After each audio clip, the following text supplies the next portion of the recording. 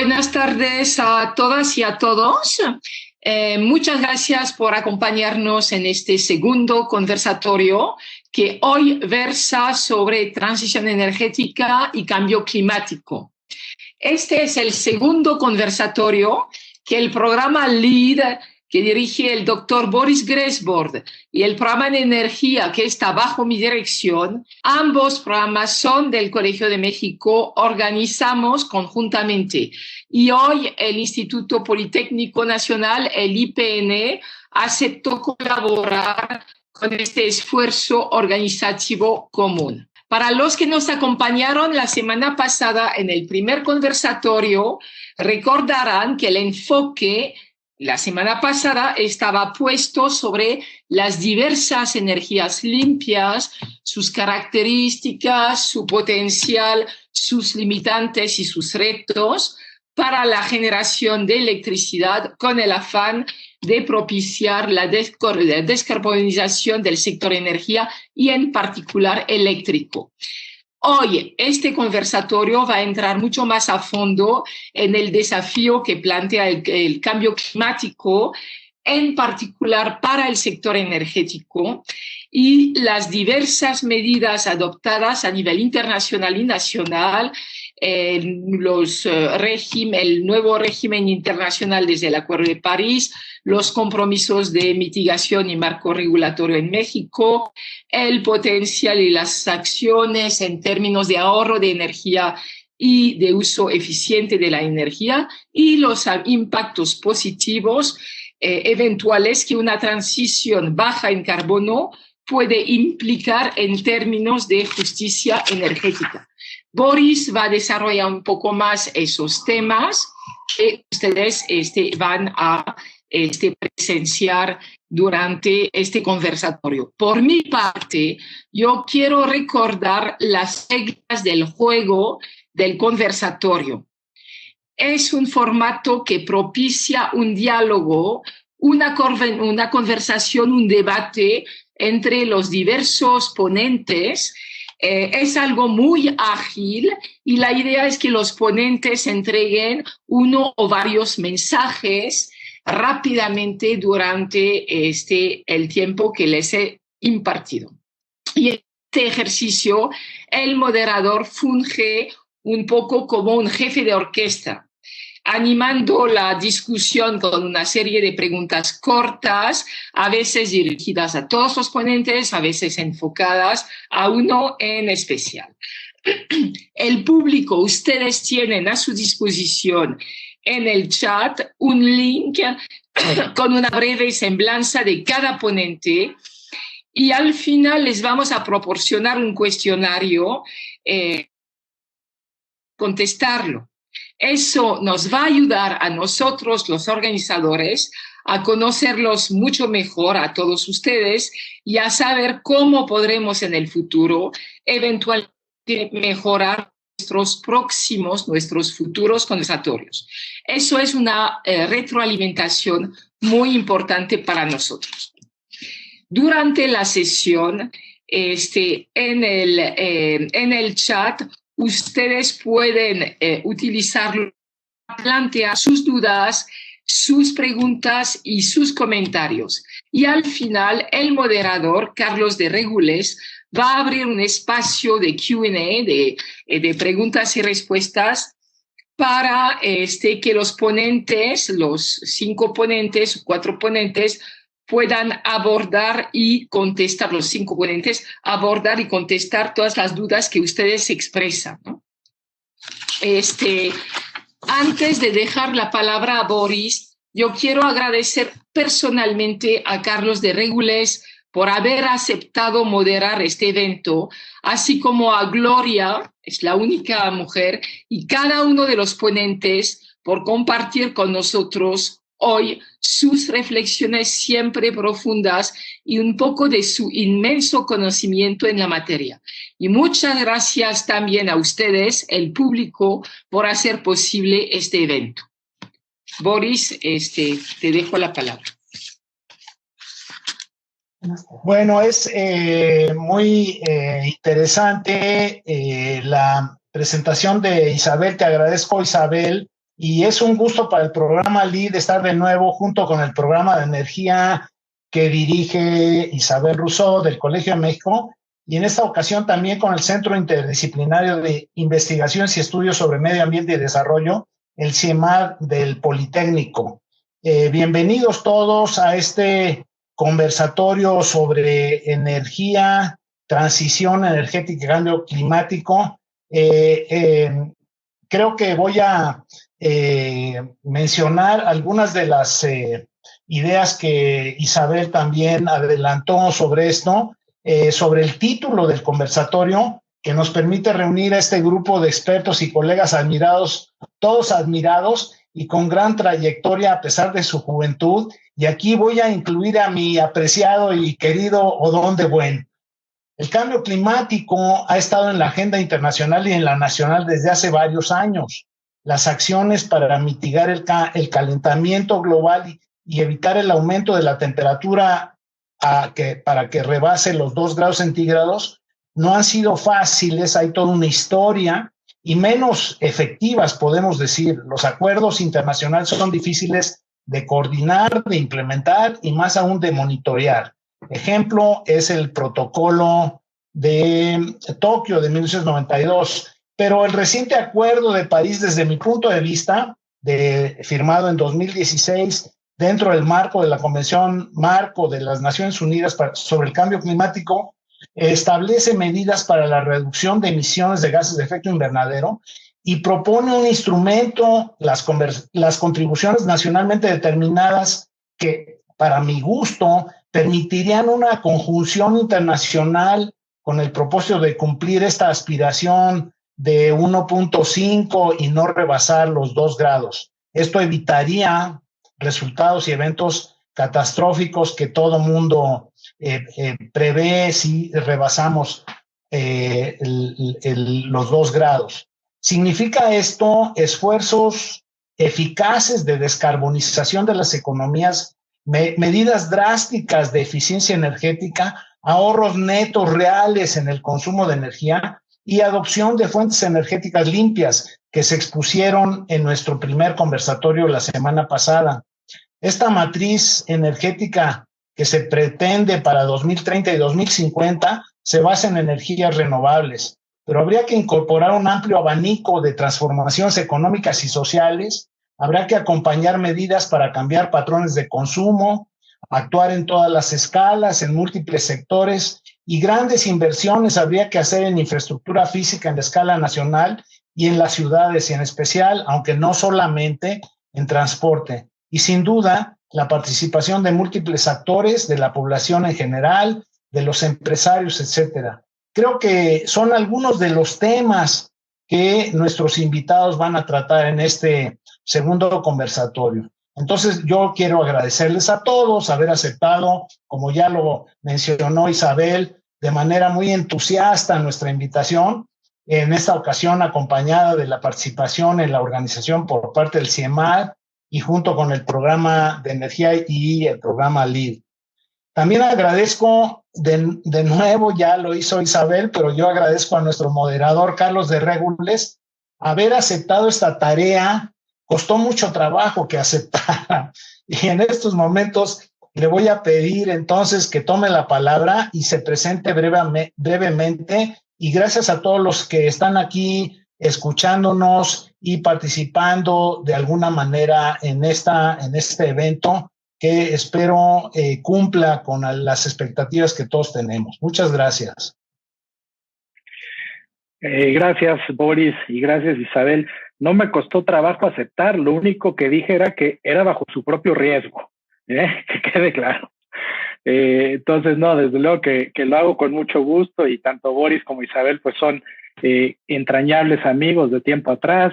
Hemos sostenido conversaciones muy interesantes, hemos hecho algunas travesuras juntos, así es que no, para mí es un gusto, y además pues compartir este panel de lujo, ¿no? Con gente también tan apreciada, que nos conocemos con algunos pues también de tiempo atrás, con otros recientemente, así es que es un privilegio. Yo agradezco mucho la invitación.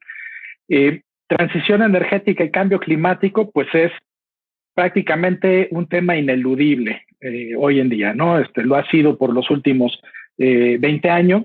Todos los aquí presentes, de alguna manera hemos sido participantes activos, pues, de esa reflexión, pero hoy a nivel mundial sí que el tema está, vamos a decir, con mucha mayor visibilidad. A nivel mundial, porque la pandemia lo ha hecho mucho más visible, ¿no?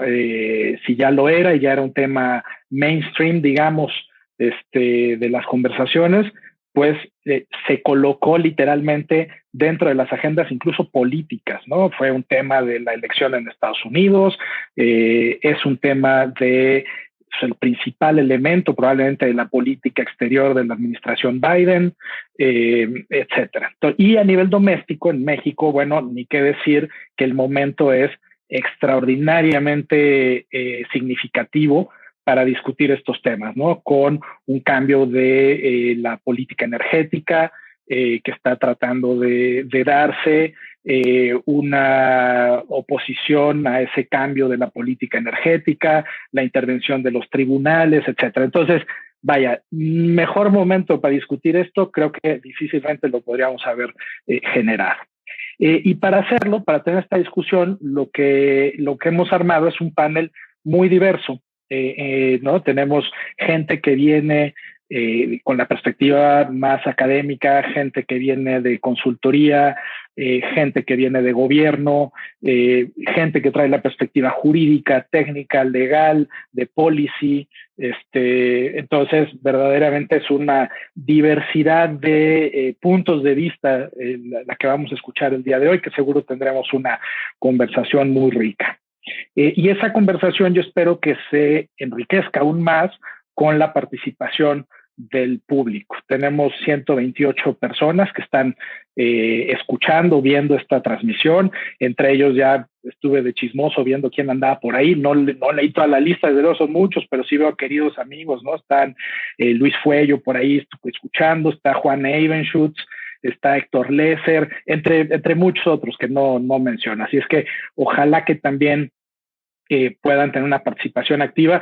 Yo trataré de hacer mi mejor esfuerzo de andar ahí navegando entre el chat, el QA y las conversaciones. De entrada pido una disculpa porque seguramente seré omiso en ver algunas de las preguntas. Haré mi mejor esfuerzo.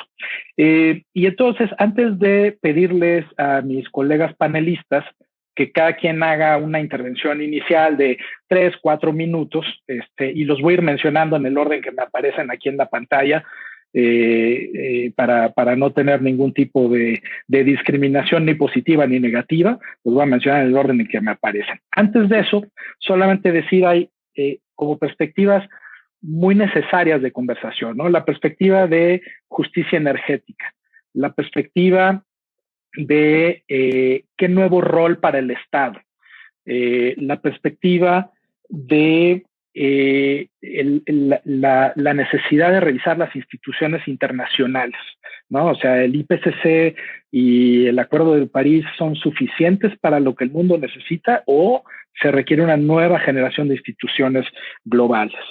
Lo mismo es cuál es el papel que los inversionistas están jugando en este tema, ¿no? Cada vez mucho más activo. Vemos BlackRock y compañía realmente provocando inflexiones en el comportamiento de las empresas. Es que todas esas perspectivas como de vanguardia, de lo nuevo que se está presentando, creo que es lo que deberíamos de abordar acá en esta plática.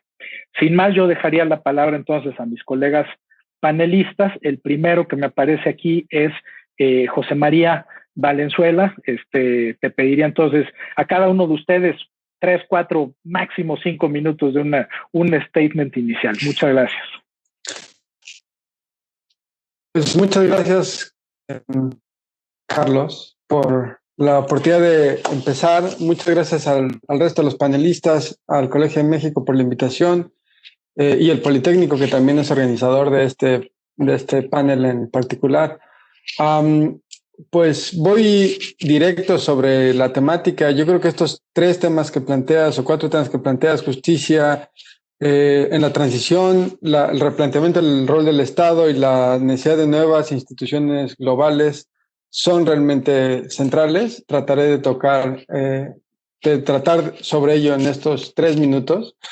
Creo que es importante empezar diciendo que formalmente el régimen internacional que se estableció con el Acuerdo de París depende de compromisos nacionales propiamente individuales, que en este momento están siendo insuficientes, es decir, las evaluaciones continuas que se han hecho sobre el impacto agregado de los compromisos nacionales muestran que estamos muy lejos de los objetivos de París, que si hiciéramos solo lo que dicen los países que vamos a hacer, estaríamos en un escenario de incremento de la temperatura media global de alrededor de 3%, de 3 grados de incremento. Y aunque el Acuerdo de París no tiene otros mecanismos excepto esencialmente reputacionales, en la práctica cada país está sujeto a diferentes tipos de presiones, oportunidades en el marco internacional dependiendo de su posición estructural. De nuevo, hasta ahora las presiones han sido esencialmente diplomáticas y simbólicas, mucho con el trabajo de ONGs internacionales, pero podemos esperar que se reflejen en el futuro nuevos instrumentos institucionales internacionales que pongan presión a los países en las relaciones económicas, tanto en el ámbito público como en el ámbito privado. Y yo mencionaría una serie de puntos donde debemos de poner mucha más atención en el futuro como país, tanto el gobierno como el sector privado y otro tipo de actores dentro del país. El primero es que tenemos que estar conscientes de esta ola de metas internacionales o metas nacionales en el ámbito internacional, de alcanzar emisiones netas ceros. Algunos países, digamos, en el continente americano, por ejemplo, Chile, una meta de emisiones netas ceros en 2050, Estados Unidos y Canadá lo tienen como una propuesta política, pero todavía no lo han adoptado como una política en ley o en algún instrumento más fuerte. China, una meta similar, pero hasta 2060. Entonces, si incluimos a Estados Unidos y Canadá, es posible que en 1 año o 2 años el 95% del comercio de México sea con países que tienen metas de emisiones netas. Y esto también tiene una dimensión a nivel privado, pero entiendo que Gloria Marina lo tratará en un momento, así que paso al siguiente punto, que es el surgimiento de nuevos actores climáticos que antes no lo eran. Y daría como un buen ejemplo los bancos centrales. En otras geografías, particularmente en Europa, se están planteando nuevos esquemas de regulación financiera donde el actor que lidera los esfuerzos de regulación pública son los bancos centrales, que nunca antes habían estado involucrados en cambio climático. Y la pregunta que habría que hacer en México es si México va a seguir esta tendencia internacional de involucramiento del Banco Central como un regulador importante. Lo mencionaba Carlos al principio, tenemos actores privados que tienen la capacidad de imponer su propia regulación como BlackRock. Y la pregunta es, ¿quién queremos que establezca esta regulación? ¿Que sean los bancos centrales de manera coordinada, los reguladores públicos o los reguladores privados, como BlackRock y otras iniciativas? Finalmente, el surgimiento de posibles restricciones al comercio, aplicación de cuotas compensatorias o mecanismos arancelarios. Y aquí es importante tener en cuenta el muy factible uso político de la agenda de cambio climático en la agenda económica internacional. Hace algunos días escuchamos a ministros del gobierno de Canadá diciendo que México era un país que debía estar en algo así como una lista negra por su desempeño climático y que debía estar sujeto a aranceles especiales o algún mecanismo de compensación climática. Y realmente yo creo que, aunque hay muchas cosas que podemos discutir sobre la política nacional y seguramente las discutiremos, en comparación con la política de Canadá, difícilmente habría una justificación. Y en cambio hay otros grandes conflictos en la relación bilateral, como en el tema minero, en el tema de inversiones en el sector energético. Claramente la agenda de cambio climático se está utilizando como una moneda de cambio y es una nueva modalidad que vamos a empezar a ver en el futuro. Es importante finalmente tener recordar que estamos en un cambio paradigmático a nivel internacional, una transición fuera del orden liberal internacional tradicional, y hay un retorno de la política industrial activa, un resurgimiento de los bancos públicos de inversión, ¿no? Ahora Europa, Reino Unido, Estados Unidos quieren tener su propio Banobras. Entonces es un momento de que México también reconozca la herencia institucional histórica y cómo puede revalorarla en un contexto internacional donde la participación estatal es de nuevo bien vista por las instituciones internacionales. Gracias, José María. El siguiente que me aparece aquí eres tú, Odón de Buen. Entonces, adelante, por favor. A ver, buenas tardes, casi noches a todos. Agradezco la invitación a esta importante conversatorio. Me tocó ver el de la semana pasada, en el que se habló de soluciones de oferta. Vi que mis colegas explicaron cómo funcionan esas soluciones. Yo quisiera referir cómo funciona la solución de la eficiencia energética. En primer lugar, el ahorro de energía ocurre donde la energía se consume y donde se consumirá en el futuro. Por lo tanto, hay millones, en México serían cientos de millones de decisiones que hacen cada día los ciudadanos de hábitos y también de compras que determinan qué tanta energía consumimos. Un concepto central en esto que a mí me gusta mucho referir es el de servicios energéticos. Lo que nosotros como seres humanos queremos son servicios energéticos, tener luz para la computadora, podernos mover, ir a saludar a los parientes, a los amigos en el carro, en el camión, etcétera. Entonces, eso es lo que nos importa. Y en ese sentido, pues hay muchas formas de tener esos servicios energéticos. Ahora, como refería, el ahorro de energía ocurre por el lado de los hábitos y las prácticas y por el lado de las inversiones. Del lado de las inversiones es lo que ha empujado en los últimos años, además de motivos superiores de política pública, a un cambio tecnológico. El cambio tecnológico ha sido aceleradísimo. Iba a hacer de tarea hoy, porque ayer vi un Galaxy 60, de cuánto pesa un vehículo hoy día. Y comparar un vehículo antes de la crisis petrolera de los 70s y cuánto pesa un vehículo hoy día. Seguramente están como una cuarta parte. Y lo mismo se puede hablar en otros sentidos, por ejemplo, de refrigeradores. Un refrigerador mediano de hace 25 años consumía 4 veces lo que consume hoy uno que se vende en el mercado en México. Entonces, esos servicios energéticos han ido reduciendo nuestra demanda de energía y son posibles. Y a esto se añade también lo que es la tecnología de las comunicaciones, el Internet de las cosas y demás. El potencial de ahorro de energía es muy grande. Técnicamente, si cambiásemos todo, tuviésemos por lo más eficiente, cambiásemos nuestras prácticas, cambiásemos la infraestructura como proponía Boris, pues yo creo que estaríamos consumiendo la mitad de la energía que consumimos hoy día. Pero claro, entramos a las limitaciones económicas que nos reduce ese potencial, cuáles son, ya sea en lo individual o como empresa o como sociedad, lo más rentable, o lo que es también posible. La tecnología cambia rápidamente, no se le tiene confianza, y además hay una cosa que tiene la eficiencia energética: no se puede medir y tampoco se puede ver. O sea, cuando hay elementos de política como normas oficiales mexicanas, que son un documento que evitan plantas completas de producción de energía.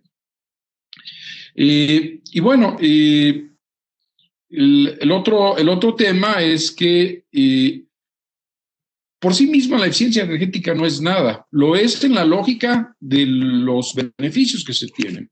Están los beneficios en la economía familiar, donde yo puedo bajar mi factura energética, en la economía de las empresas, que se pueden hacer más competitivas o pueden cumplir con sus metas de reducción de emisiones de gas efecto invernadero, de su huella de carbono. Lo puede ser para un responsable de las finanzas de un municipio, al reducir su consumo de energía y su facturación en el alumbrado público.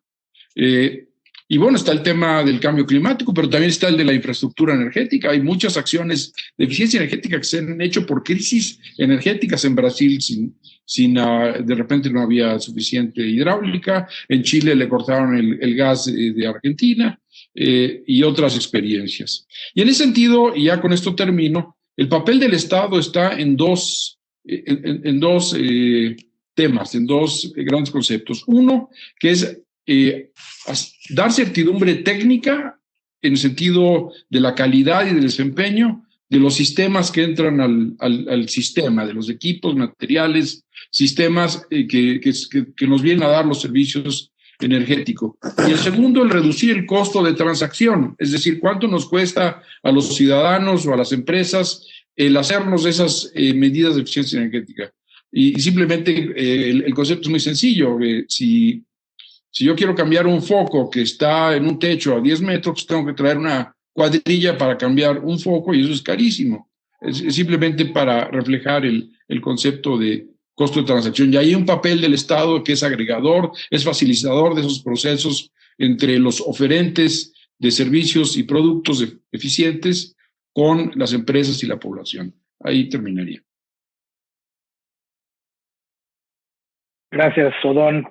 Y me aparece entonces a continuación Adolfo Mejía, por favor, Adolfo Mejía Montero. Muchísimas gracias, Carlos. Muchas gracias por la invitación. Buenas tardes a los panelistas y buenas tardes a todos los que están ahorita atendiendo a este conversatorio. Pues bueno, yo el mensaje central, digamos, que quisiera compartir con ustedes es que justamente este tipo de objetivos que está mencionando en primera instancia José María acerca de los acuerdos de París, por ejemplo, las naciones, los objetivos de cambio climático y de energía baja en carbono, pues van a llevar a un reacomodo, digamos, de todas las diferentes tecnologías que nosotros utilizamos para poder generar energía, o en el caso, como dice Odón, de poder reducir nuestro consumo energético, ¿cierto? Y este reacomodo que vamos a experimentar en nuestra sociedad va a llevar a cambios sociales y tecnológicos que debemos de tener mucho cuidado de poder administrar de la mejor manera para permitir, digamos, depurar estos sistemas energéticos de posibles injusticias que existían anteriormente, posibles impactos ambientales o sociales o económicos que se estaban generando con anterioridad, y al cambiarlos, al entrar en esta transición energética, poderlos sustituir por nuevos sistemas energéticos que puedan generar, digamos, una repartición más equitativa de los beneficios, o una inclusión, digamos, más general del público, o de los beneficios en el público, o también un reconocimiento de diferentes necesidades de diferentes sectores de la población, ¿cierto? Y con respecto a lo que decía, por ejemplo, José María acerca de los 3 grados y de los diferentes, de los diferentes objetivos que pueden tener diferentes países, en perspectiva de la justicia energética, podemos ver que diferentes países, dependiendo de los recursos que ellos tienen para poder generar energía, van a hacer entonces la generación de diferentes estrategias tecnológicas, por ejemplo, de producción de energía eólica o energía solar. No va a ser lo mismo México, por ejemplo, que tiene grandes recursos solares, que otros países que pueden tener recursos eólicos. Por ejemplo, van a lidiar con diferentes impactos sociales o diferentes impactos ambientales hacia la población o hacia los ecosistemas, y es algo que se tiene que, digamos, que manejar con estrategias de impactos ambientales, o con diferentes regulaciones, marcos regulatorios, ¿no?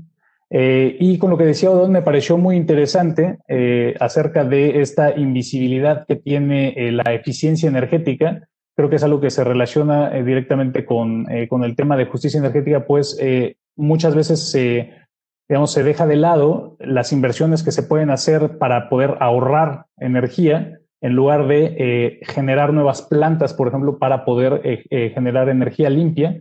Y al ahorrar energía y al estar haciendo inversiones en nuevas tecnologías para tener ahorro de energía, nos estamos ahorrando el generar nuevas plantas de producción de energía que pueden tener otros impactos, ¿cierto? Entonces, esta invisibilidad de la eficiencia energética es algo muy importante, digamos, en cuanto a posibles estrategias que nos permitirían ahorrar futuros impactos en los sistemas energéticos del futuro. Entonces, ese es como el mensaje principal: cómo es que los nuevos sistemas energéticos que nos van a permitir alcanzar estos objetivos de cero emisiones van a tener diferentes configuraciones técnicas y sociales que van a permitir una mayor justicia energética, mayores beneficios para la población en general, una mayor participación y un mayor reconocimiento de necesidades energéticas específicas y de servicios energéticos, como mencionaba Don. Hecho, gracias, Adolfo. Tengo aquí, quien me sigue aquí es Carlos Santolaya. Por favor, tocayo. Muchas gracias, Carlos. Muchas gracias por la invitación al Colegio de México y al doctor Boris también. Muchas gracias. Pues, te invito. Y bueno, yo voy a hablar un poquito de la historia, ¿no? De parte del CO2. Antes de la revolución industrial, pues, teníamos el CO2 en 280 partes por millón, ¿no? Conforme pasó el tiempo después de la revolución industrial, comenzó a aumentar la cantidad de CO2 en el medio ambiente. Y a raíz de eso, pues surgió el protocolo de Kioto, que comenzó en el 97 y terminó y entró en vigor en el 2005. Sin embargo, hoy en día, con ese protocolo no hemos llegado al objetivo, que era disminuir la cantidad de CO2. Y va esto en el sentido de que si necesitamos otros actores que regulen la emisión de CO2. Pues ahora pasamos a la parte del Acuerdo de París.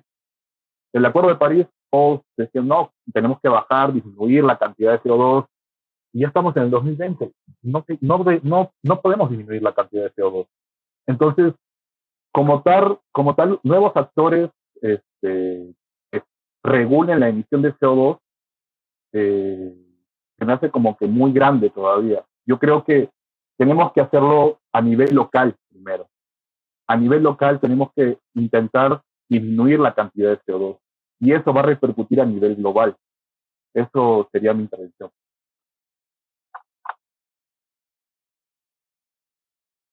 Ok, muchas gracias. Y al mejor estilo de acabar con las viejas y perniciosas tradiciones machistas de primero las damas y a las damas privilegios especiales porque yo soy un caballero y ese trato condescendiente, aquí a ese más puro estilo dejamos al final a Gloria. Entonces, Gloria, por favor, adelante. Hola, ¿cómo están? Buenas tardes. Pues antes que nada, un honor estar aquí con todos estos expertos y compartir sobre un tema que sin duda me apasiona y ha sido parte de mi carrera. En la línea que ya han marcado mis colegas, a mí me gustaría resaltar un informe de síntesis recién publicado el finales de febrero de precisamente las contribuciones nacionales determinadas, ¿no? Que entonces nos engloba el cómo vamos con esos compromisos que están dentro del marco del Acuerdo de París y que precisamente se deben revisar con mayor ambición y con progresividad cada 5 años, ¿no? ¿Qué estamos acá? ¿Qué nos está planteando este informe de síntesis, ¿no? Inicial previo a la COP que se espera nos permita la pandemia que se lleve a cabo a finales de este año, en noviembre? Pues que sin duda ya con todos los reportes que se tienen de estos compromisos a largo plazo, al 2030, de los diferentes países, que estamos logrando únicamente un aumento en la ambición del 2.8 aproximadamente, ¿no? ¿Esto qué significa? Por ejemplo, para el caso de México, sabemos que dentro del marco del Acuerdo de París se presentaron las acciones de las NDCs en 2015 y se presentan las actualizadas ahora en 2020 con los mismos porcentajes de compromiso de reducción, tanto para los gases de efecto invernadero como también para la parte de carbono negro. No obstante, digamos que la referencia que tienen estos porcentajes va ligado a una tendencia que le llamamos business as usual, y esto pues se refleja un aumento de 1.8, ¿no? Lo que al final del día nos lleva entonces a un resultado pues de menor ambición, ¿no? Para la presentación de estos compromisos a nivel con el Acuerdo de París por parte de México. de este mismo reporte que se está planteando y que va vinculado con lo que comentó José María, pues precisamente estos compromisos solo reflejan que solo reducirán en relación a las NDCs que se presentaron en el 2015 un 2.8 de reducción, ¿no? Siendo que para estar en este compromiso, en este PAT de limitar la temperatura a los 1.5 grados, que es la condición pues segura, ¿no? Donde podemos entonces controlar efectos e impactos al cambio climático, se tendría que tener una ambición al menos de reducir emisiones del 55% con respecto a los compromisos climáticos que presentaron los países en el 2015, ¿no?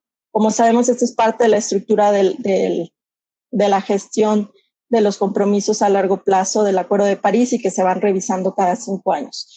Todavía, bueno, ahí hay una ventana de oportunidad, todavía no se presentan, pues sin duda, algunas compromisos como parte de las NDCs de varios países que son de los principales emisores, ¿no? En este caso, pues tendríamos una gran expectativa por parte de la presentación de los compromisos de Estados Unidos, con la administración de Biden.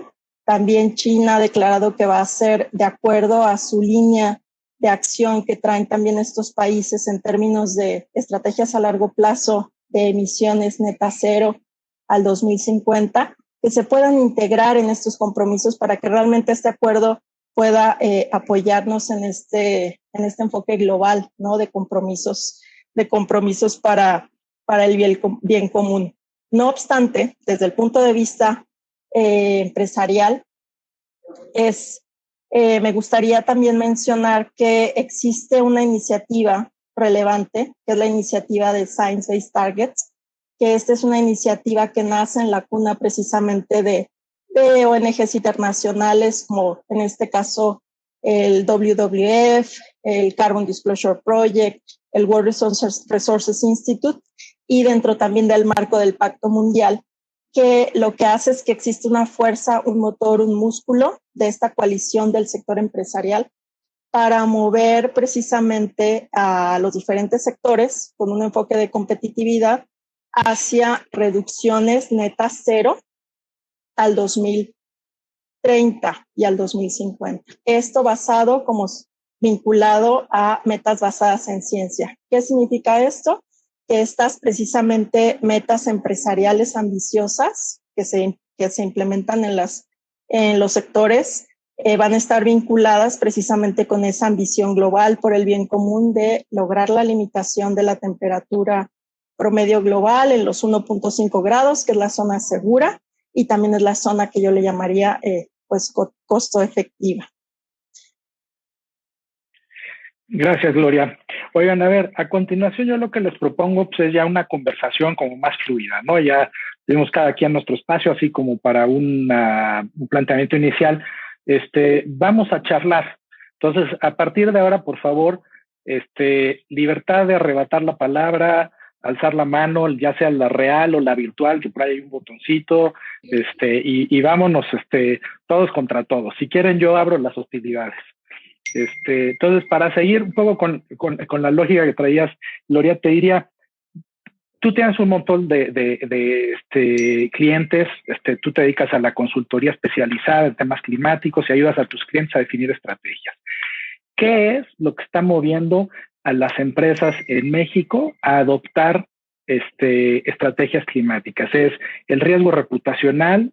¿Es el riesgo de quedarse sin acceso a financiamiento? ¿O es que están viendo oportunidades de nuevos negocios? ¿O ninguno de los anteriores? Y por favor, elabora tú. Muchas gracias, Carlos. Muy interesante el planteamiento y muy ad hoc. Yo, en mi experiencia, lo que he visto va a depender totalmente de cómo es el tamaño de la empresa, el sector y, en este caso, cómo está encadenada, ¿no?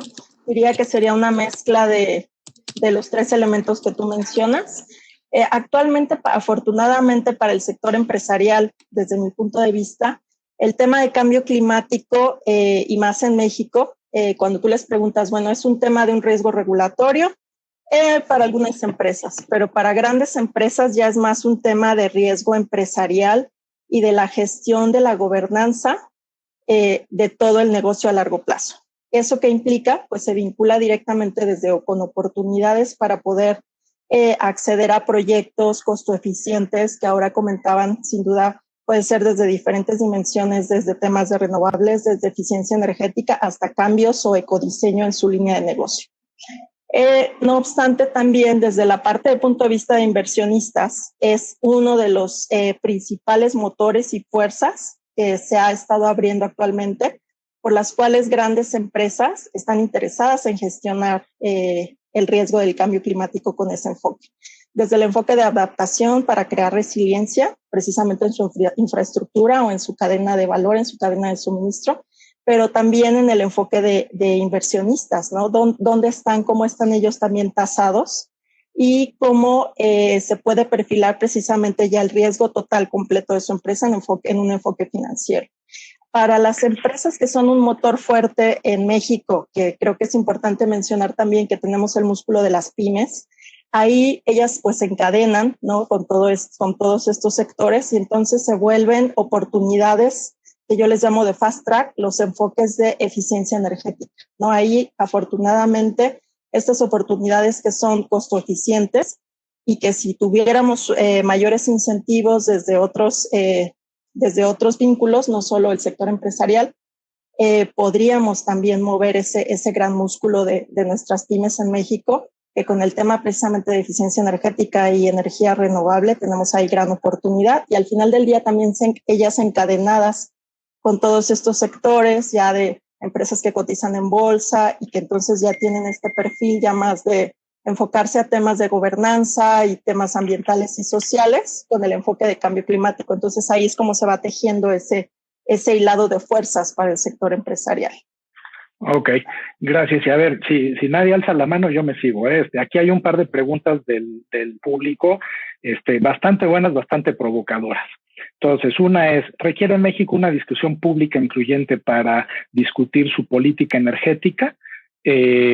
O no solamente una discusión entre actores políticos polarizados. Y la otra que va un poco de la mano es, y hablando de empresas, ¿cuál es el rol de Pemex de cara a la transición energética en México? Entonces, digo, da para mucho, a lo mejor así, si pueden, Odón, a lo mejor quieres entrarle, ¿no? Con snapshots así rápidos de respuesta, ¿no? Para no eternizarnos en esto. Adelante. Bueno, yo referiría a lo que se refería hace un momento, por Gloria, el sentido de por qué hacen las empresas acciones que tengan reducción, que sean de mitigación, y lo digo desde la perspectiva de Econue, y distingo las grandes empresas de las pequeñas. En el caso nuestro, nosotros lo vendemos por la lógica económica, pero también se compra por el lado de la cuestión climática. Mañana, por cierto, y ya es un anuncio, tenemos 14 acuerdos voluntarios que se firman con grandes empresas usuarias de energía en México, y no les ofrecimos nada a cambio más que la firma de un servidor. Pero esto lleva a que las empresas quieren tener un compromiso. En el caso de las pymes es más complicado. Hablamos de costo de transacción. Ahí es enredado para las pequeñas empresas involucrarse en procesos de cambio, aunque los beneficios que obtienen son mucho mayores que las empresas grandes. Entonces, es ahí donde, insisto, quizá en el papel del Estado de ser articuladores, facilitadores de esas acciones. Correcto. A ver, José María y luego Adolfo, que ya alzaron la mano. Venga.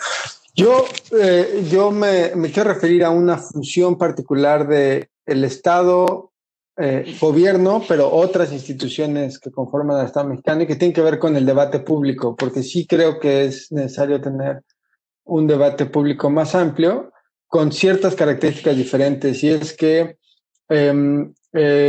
tradicionalmente el sector de energía, no solo en México, sino en el mundo, era un sector muy cerrado a las discusiones públicas. Y ahora hay tantas decisiones que van a impactar nuestras vidas en el ámbito de transporte, consumo de energía, hábitos de vida del día a día, que es necesario desarrollar nuevos instrumentos que le permitan a la gente participar en estas discusiones, por ejemplo, a través de desarrollo de escenarios, ¿no? Digamos, instituciones que tienen la capacidad y la legitimidad de producir documentos con escenarios de mundos muy diferentes de cómo se vería México tratando de cumplir sus objetivos de cambio climático con estrategias completamente diferentes, muy enfocados tal vez algunos en transporte, en eficiencia energética. Digamos, hay otros ejemplos internacionales interesantes donde instituciones del Estado, pueden ser universidades, pueden ser el Instituto Nacional de Ecología y Cambio Climático o el Instituto Nacional de Electricidad y Energías Limpias, producen este tipo de documentos con la legitimidad de cierta independencia, no con un carácter técnico, donde lo que importa no son los números a detalle, sino las visiones del futuro, para que la gente pueda empezar a expresar qué tipo de visión de futuro quiere en relación con el consumo de energía, con cómo se ve sus casas, cómo consumen energía en sus casas, cómo se mueven en sus ciudades y cómo producen y se mueven en actividades productivas. Entonces, esta visión de escenarios y discusiones públicas me parece que es algo que debemos desarrollar. Sin duda. Adolfo.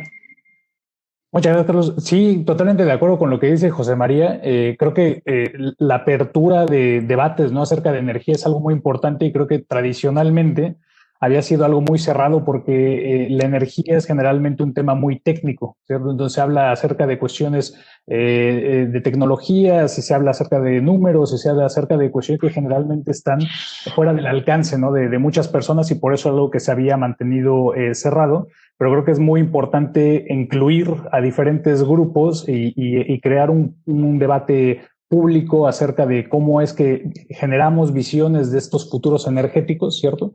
E incluir a diferentes grupos para saber cuáles son los servicios energéticos que mencionaba Odón, cuáles son las diferentes necesidades energéticas, por ejemplo, de diferentes grupos, y añadiendo ahí a los casos internacionales. Por ejemplo, en el caso de Chile, en 2017 ellos publicaron ahí un capítulo indígena sobre el cual hicieron algunas metodologías para poder incluir, digamos, esta visión de diferentes grupos indígenas en el país sobre su desarrollo energético. Y esto, bueno, es un ejercicio, ¿no?, de cómo es que se pueden crear metodologías, métodos y procesos para incluir la visión de diferentes actores que no son tradicionalmente los que se incluyen en la generación de políticas energéticas o de programas energéticos, en el desarrollo de futuros energéticos que permiten tal vez una mejor distribución de los beneficios, ¿no?, y una mejor participación de diferentes grupos, ¿no?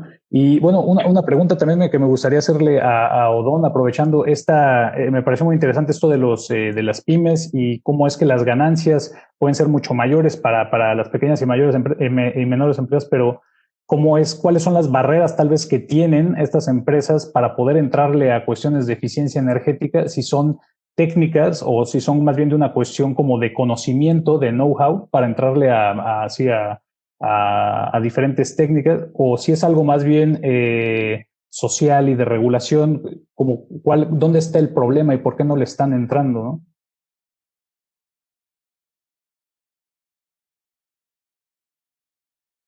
Nuestra experiencia, que hubo un proyecto patrocinado por la cooperación alemana, trabajando para sistemas de gestión en pymes.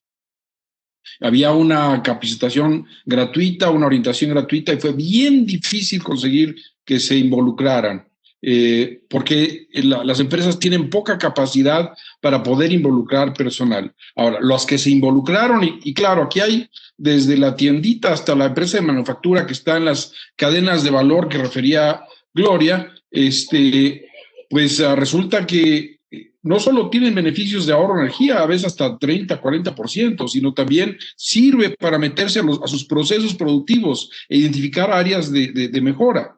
Entonces, básicamente, yo creo que es un trabajo de más detalle. Aquí hay que involucrar a terceras partes.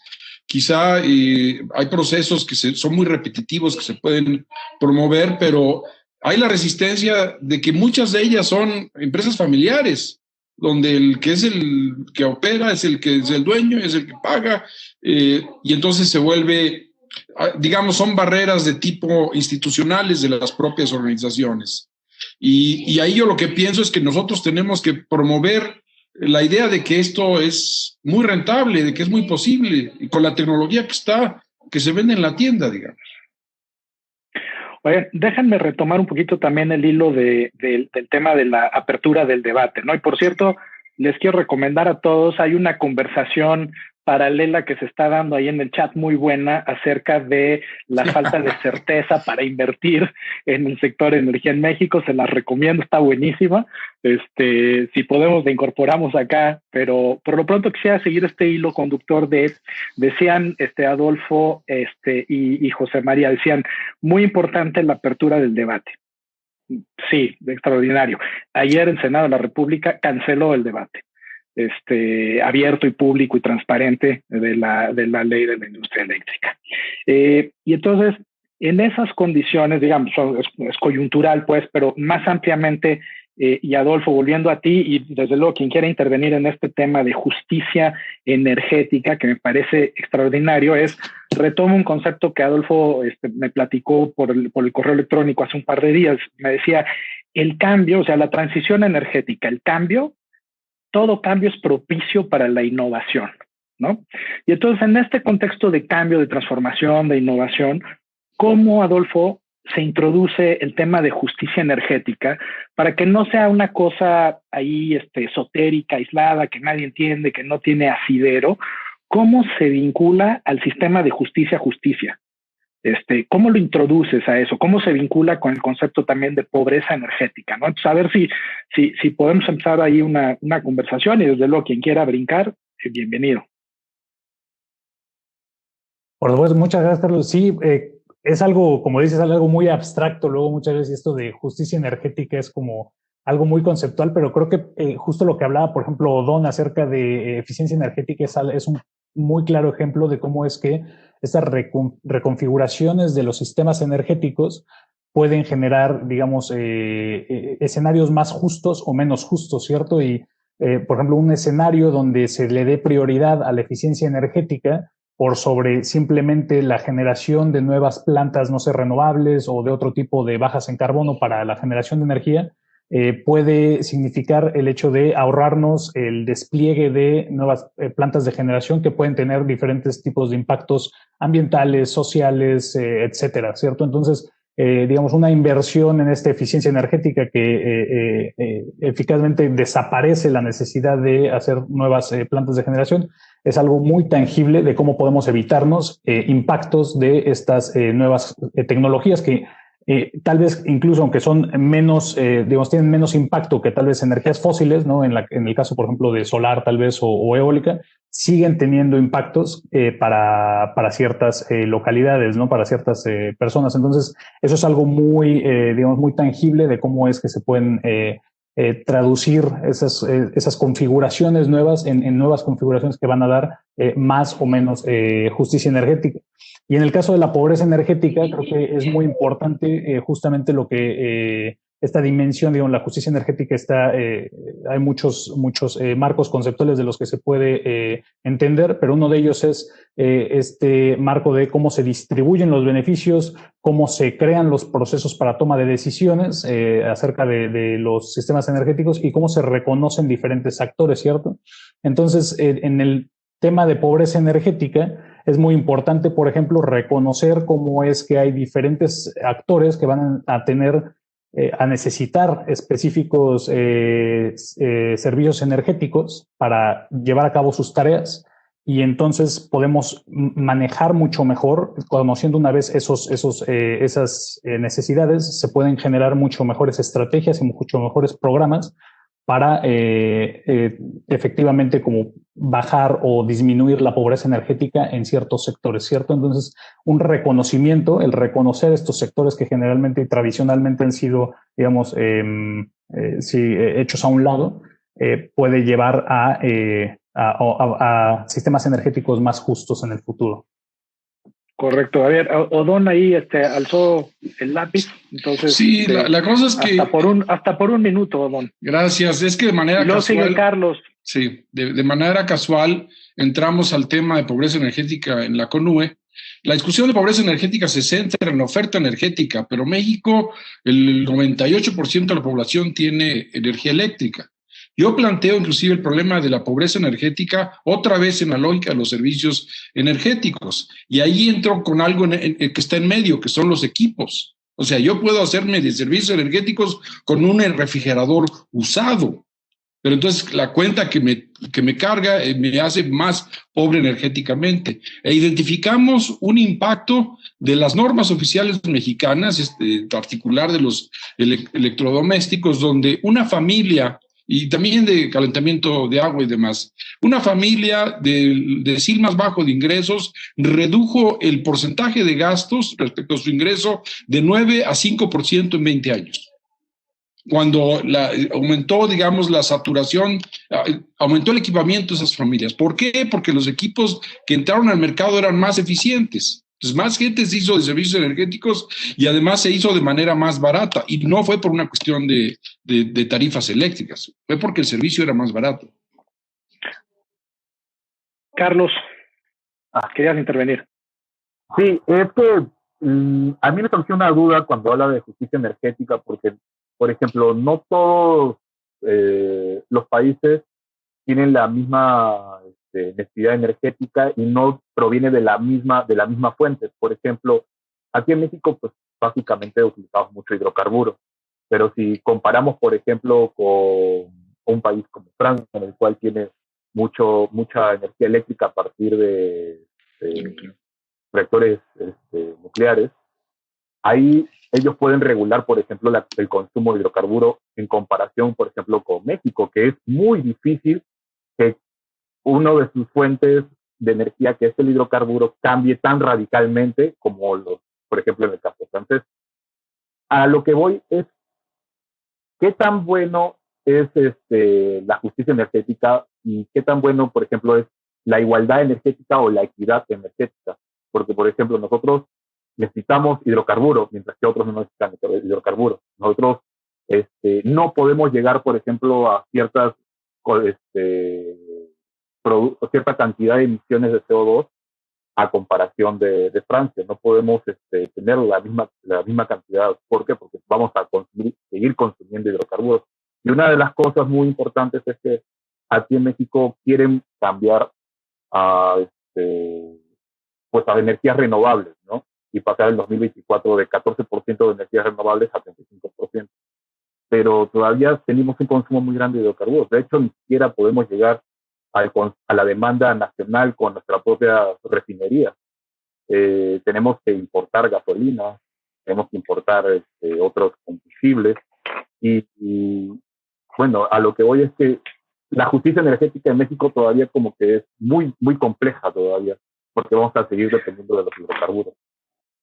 A ver, aquí sí me gustaría intervenir. Hace rato Adolfo me voló mi chamba de moderador e hizo una pregunta. Entonces aquí entro yo como panelista, porque no me puedo aguantar, tocayo.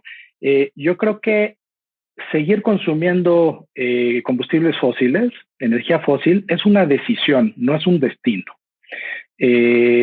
Y está en el ámbito de la política energética tomar esa decisión, ¿no? Y qué es lo que más le conviene a México de futuro, no pues, ¿a qué nos tenemos que conformar? Pues porque somos México, ¿no? Creo que es una visión más de futuro.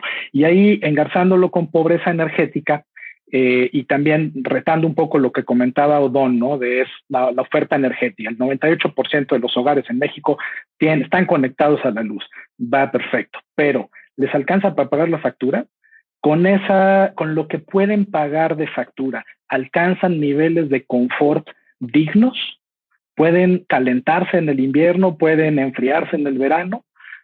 Yo creo que va más por ahí el tema de pobreza energética. A ver qué opinan con estas provocaciones mías. Precisamente en México los mayores niveles de pobreza energética, y va en línea a lo que dices, Carlos, están en el norte de México. La pobreza energética de los estados del norte es del 18%. Y esto es por el aire acondicionado. Y esto es porque no se construye adecuadamente. O sea, entramos a un nivel... En México tenemos equipos de aire acondicionado muy eficientes, pero según datos del INEGI, solo 3% de las viviendas tienen algún tipo de aislamiento térmico. Entonces, hablando de servicios energéticos, no estamos equipados adecuadamente. Y ahí parte de la bronca es que esto depende de los municipios. El que esto se mete en reglamentos de construcción, hemos peleado nosotros de la CONUE, tenemos una norma nacional, pero si los municipios no se involucran, no vamos a poder modificar esas viviendas donde ocurre la mayor pobreza energética en México. Digo, es para aportar la discusión. Muy bien, a ver, ahí Adolfo está alzando la mano. Gloria, alces o no la mano, la siguiente intervención es tuya, así es que prepárate. Muchas gracias, Carlos. Disculpa ahí por volarte la chamba, no me aguanté a hacer preguntas, pero sí, creo que está muy relacionado esto que dice Carlos y que dices tú con Odón también con cuestiones geográficas, ¿no? Entonces, diferentes geografías va a significar diferentes recursos. Las renovables efectivamente están ligadas a cuestiones geográficas y también, por lo tanto, estos recursos como la radiación solar, por ejemplo, van a estar ligadas a diferentes servicios energéticos, como en este caso tiene que ver con el enfriamiento, ¿no? Y el confort térmico. Y creo que sí, por eso es importante, digamos, romper esta parte de los indicadores meramente como cuantitativos de los números, ¿no?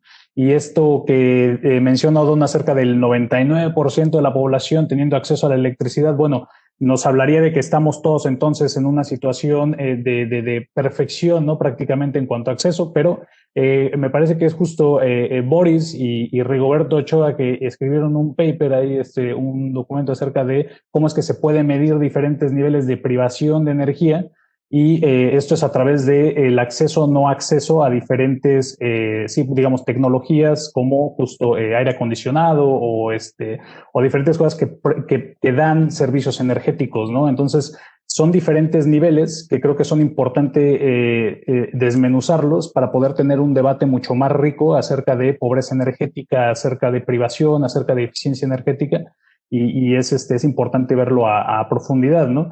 Y eso que mencionaba Carlos también me pareció muy importante de justicia energética y estoy de acuerdo, Carlos, digamos, geográficamente va a haber diferentes opciones para los países para poder desarrollar diferentes tipos de sistemas energéticos, pero sí creo también como dices, el otro Carlos de Regules, que es una opción, digamos, de los países también para tomar y para meterse con cuestiones de bajo carbono. Y no solamente es una cuestión también geográfica, sino histórica, ¿cierto? Entonces va a haber países que tienen un desarrollo mucho más, digamos, de tiempo atrás y de emisiones, y estamos hablando entonces de cuestiones de justicia no solamente actuales, sino también intergeneracionales para el futuro, las futuras generaciones y en el pasado, ¿cierto? Hay países que tienen una deuda histórica, digamos, en cuanto a esto del cambio climático. Entonces, todos esos temas entran dentro de las discusiones de la justicia energética y tienen fines muy prácticos al final, ¿no? Ok, a ver, aquí déjenme introducir algo que mi querido amigo Toño Díaz de León está poniendo ahí en el chat, que es el tema de la competencia, los precios, en general del incentivo económico. Y entonces mi pregunta para ustedes sería,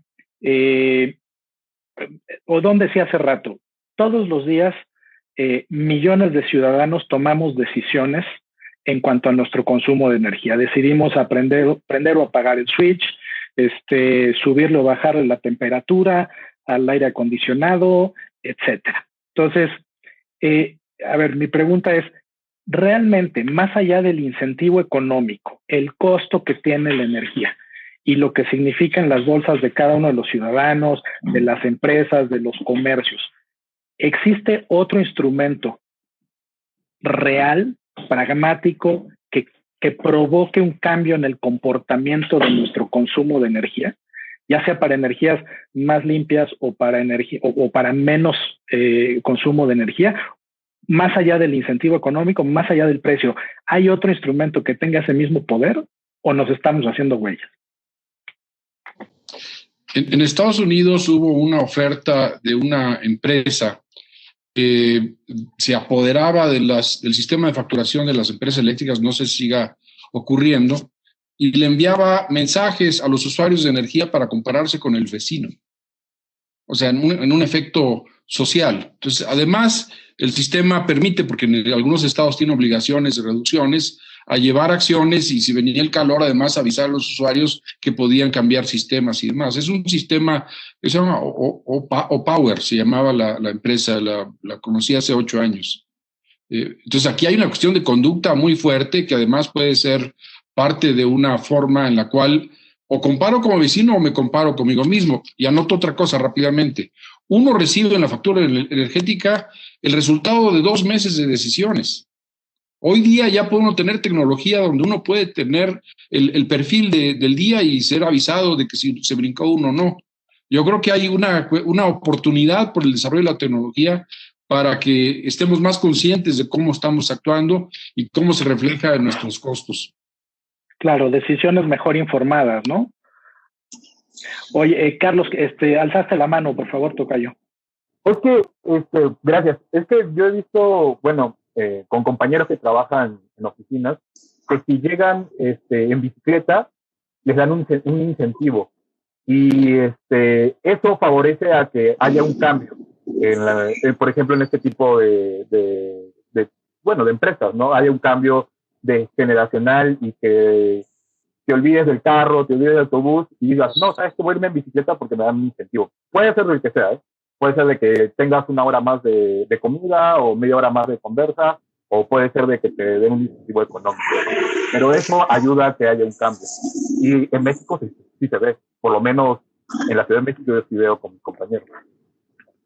Ok, oigan acá, SACNIC-T en el público está introduciendo un tema bien interesante de tecnología, y creo que no hemos hablado de tecnología. Entonces, ahí lo que yo diría es, hace 30 años hablar de solar y hablar de eólico era pues cuestión de laboratorio, ¿no? Y decíamos, no, bueno, ya fuiste a ver la casa ecológica que hay ahí en Hidalgo, ¿no? Yo me acuerdo, mi mamá es arquitecta y la fue a visitar hace 500 millones de años y se maravillaba con ella. Yo creo que a Odón le tocó también. Pero, a ver, hoy en día solar y eólico, vaya, pues es pan de nuestro de cada día. Ya dejaron de ser energías alternativas, no tienen nada de alternativas, son lo más mainstream que hay. Bueno, mi pregunta es, ¿cuál es el siguiente solar? Es decir, dentro de 20 años que nos juntemos a platicar otra vez, vamos a decir, ¡ay, qué burros! Imagínate, del hidrógeno hablábamos como si fuera lanzar un cohete a Marte, que ya, por cierto, todos lo pudimos ver en la pantalla, ¿no?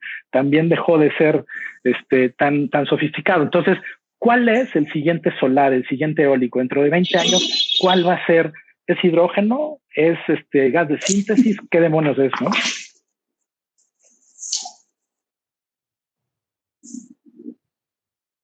Adelante, bueno, Gloria, perdón, también no cumplí mi palabra de que te tocaba a ti, así es que vas. Bueno, antes a mí me gustaría, en términos de qué seguiría de tecnología, yo considero que hidrógeno es una excelente opción para que empecemos a explorar, y ya hay diferentes experiencias, sobre todo en la industria alemana, donde podríamos ahí empezar a implementarlo. Y ahora me regreso un poquito, perdón, también en el tema que comentaba Don de la parte conductual. Yo creo que eso es clave. Yo le apuesto mucho a eso como un pilar fuerte, el tema de behavioral y con este tema de los notch para la parte de consumo, ¿no? Porque precisamente ahí es donde también podemos incidir, así como el marketing actualmente ha incidido con nosotros, ¿no? Para compra, ¿no? Tira y desecha, economía lineal. Pues entonces ahora podemos usar esas mismas fuerzas del marketing precisamente de conductuales para ir modificando, ¿no? Esas tendencias y sobre todo aplicarlo ya desde el otro lado, ¿no? En la parte de consumo, que es donde está también esa fuerza para cambiar esta tendencia que traemos en temas, no solo del tema de energía, sino pues sin duda el tema de cambio climático y una serie de beneficios que también implica temas de salud. Y sorry por meter el comercial, pero era nada más para ocupar el espacio que me había faltado. Gracias, Carlos. Oye, Odón, dame chance antes de ir contigo, Odón. José María estaba alzando la mano antes. Adelante, José María. Yo voy a introducir una dimensión de la tecnología que se discute poco en México, porque en América del Norte y en todo el continente americano está esencialmente ausente, que es el tema de los trenes y el transporte masivo. Mucha de la discusión en México sobre cambio climático y descarbonización se ha enfocado en el sector eléctrico, no ese es el principal fuente de emisiones, aunque es el sector donde tenemos las tecnologías más conocidas para descarbonizar. Pero yo creo que en 2030 o en 2040, digamos, en 2040 definitivamente, si alguien todavía tiene que tomar un avión para llegar a Guadalajara, nos vamos a dar en la cabeza. Es decir, no hay razón para que en 15 años no tengamos un tren que nos lleve de la Ciudad de México a Guadalajara en lugar de tener que utilizar un avión. Digamos, claro que eso es en un escenario tecnológico particular, ¿no? Habrá otras posibilidades, pero definitivamente ese es el tipo de alternativas que yo vería que deberíamos discutir mucho más. Y que tienen que ver con una estrategia de desarrollo nacional muy particular, un poco relacionado con la misma pregunta de Zach Nitte. Desarrollar una industria apropiada para trenes rápidos en México requería una decisión política y un desarrollo industrial muy particular. A mí no me gustaría esperar a que primero tengan que desarrollar estos trenes en Texas para que entonces ya ya estemos convencidos de que también deberíamos desarrollarlos en México. Siento que muchas veces termina pasando de esa manera. Adelante, Odón. Bueno, yo creo que the next big thing es lo que estamos haciendo ahorita. Yo no tuve que subirme a ningún carro para ir a esta reunión y no necesitamos traer a mucha gente para que estuviésemos juntos. Después de esta pandemia, yo creo que muchas cosas se van a seguir haciendo de esta manera.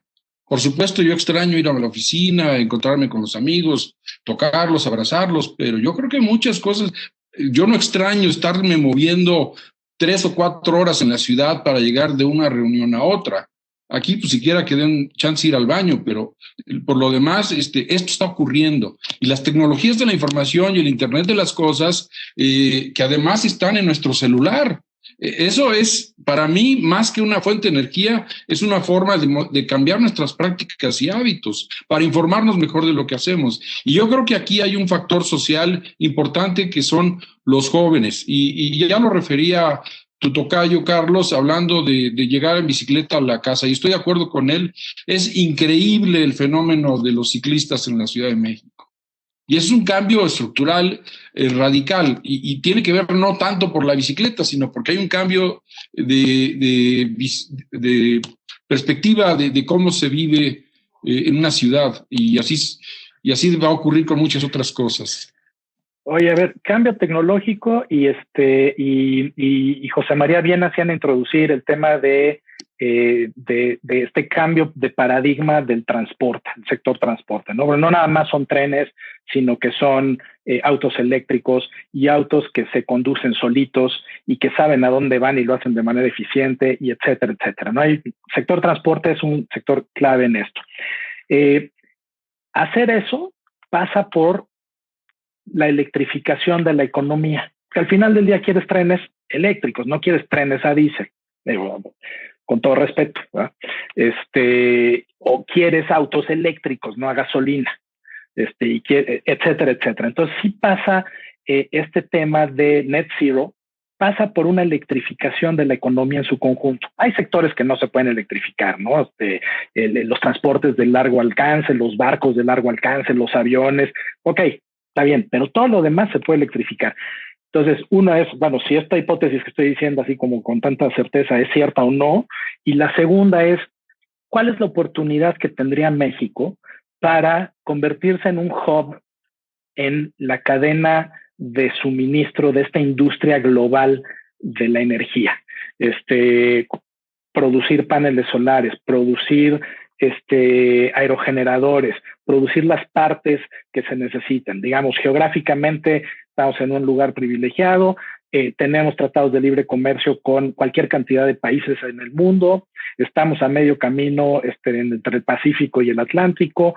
Entonces, ¿cuál es la oportunidad estratégica para que México se convierta en un hub, en un centro nodal de esta cadena global de la industria energética?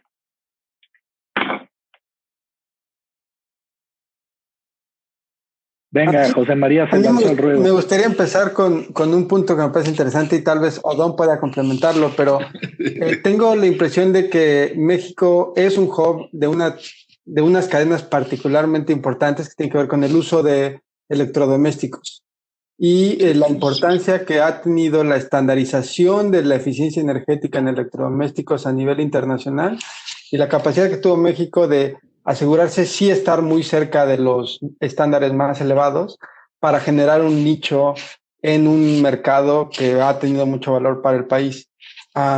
Definitivamente no es lo mismo que ha pasado con el cambio estructural en el sector de autos y el tema eléctrico, pero creo que ese es un buen ejemplo del cual podemos abrevar mucho para entender cómo es que México debería, con sus características, ligarse a otras nuevas cadenas de valor a través de esta estandarización internacional.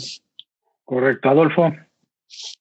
Sí, bueno, antes nada más comentar que me pareció súper interesante que cuando hablamos de tecnologías de energía y todo fue alrededor de transporte y cambios como sociales y todo eso en vez de simplemente como tecnologías de generación, ¿no? Que creo que eso fue muy, muy interesante.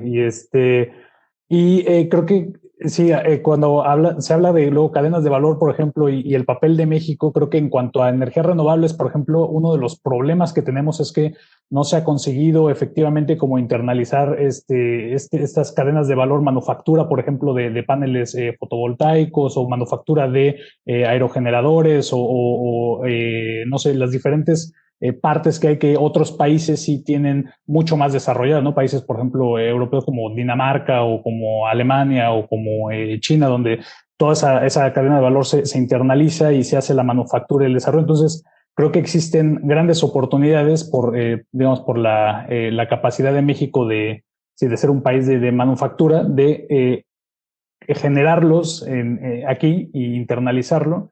Pero no se ha capitalizado, ¿no? Entonces creo que ahí hay un claro como ejemplo de dónde se puede mejorar y dónde se puede crecer. Y aquí también aprovecho para introducir otro tema de mi buen amigo Jaime García, que hace bien en señalar. Hoy estamos hablando de tecnología, pero estamos refiriéndonos a la generación. Y la tecnología de almacenamiento, yo creo que va a ser probablemente el game changer, ¿no? Entonces, ¿qué decir acerca de el almacenamiento y hacia dónde va? Y estamos todavía en una etapa como muy exploratoria de diferentes tipos de baterías. El hidrógeno efectivamente también puede jugar un papel como almacenador de energía renovable, ¿no? Si tú la energía del sol, del viento, la transformas en hidrógeno verde, pues el hidrógeno ese sí lo puedes almacenar, ¿no? Entonces, hacia allá, como cuáles son las 2 o 3 grandes tecnologías que van a ser disruptoras en el futuro cercano, ojalá.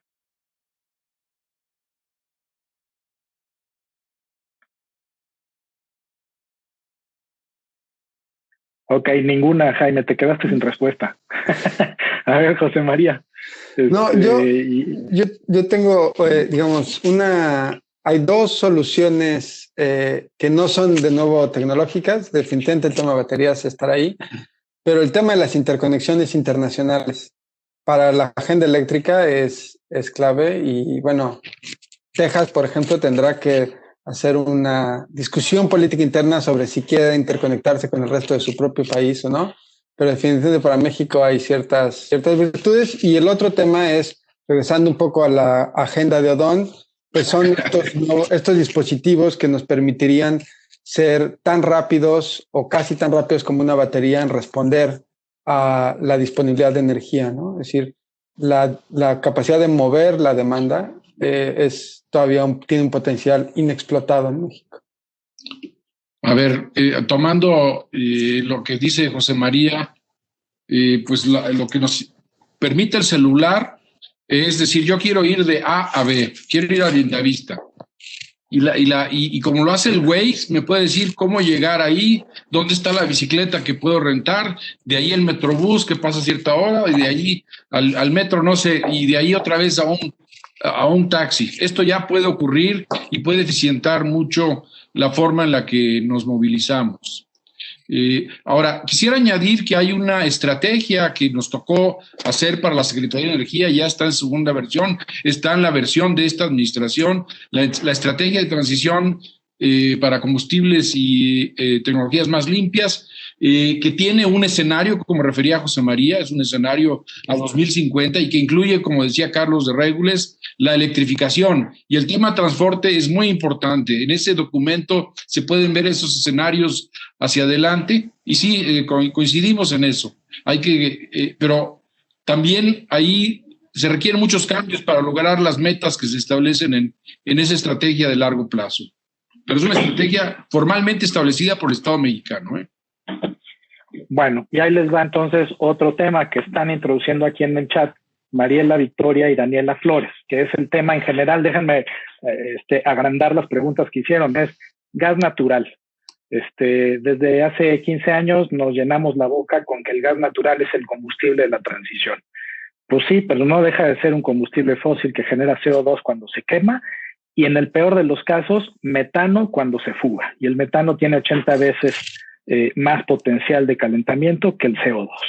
Y entonces es un verdadero problema. Uno es, el gas natural es realmente un combustible de la transición y realmente lo podemos estructurar como paso a paso en esta transición y en algún momento desaparece el gas natural, o nos estamos haciendo güeyes y solamente es atole con el dedo para seguir usando combustibles fósiles y está más bien frenando y siendo un desincentivo en la aceleración de la penetración de renovables.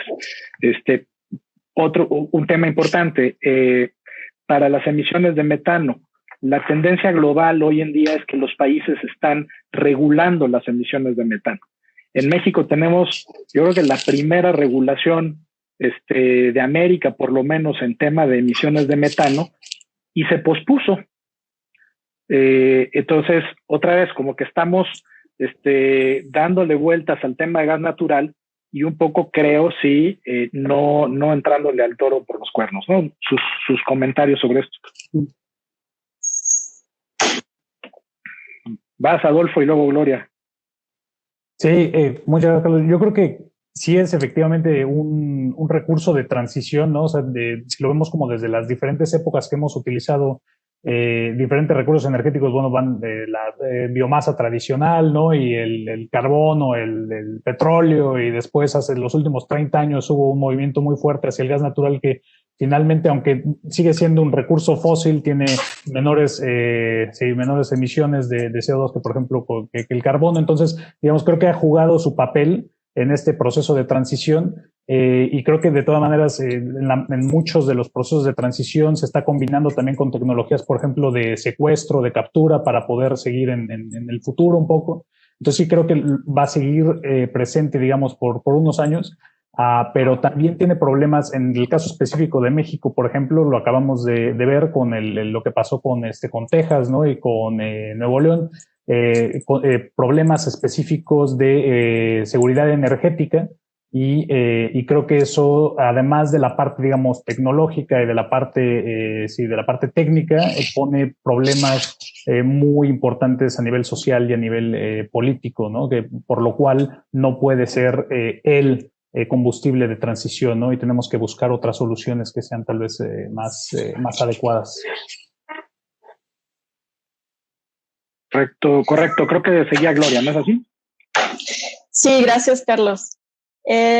Considero yo que el tema del gas natural, como bien comentan, sin duda debería ser un tema de transición, ¿no? Pero precisamente si va a ser un tema de transición, pues tenemos que visualizar dentro de todos los escenarios y las opciones cuáles precisamente las otras oportunidades que tenemos para ir llevando hacia allá este path, no solo de la parte energética, sino el tema de cambio climático.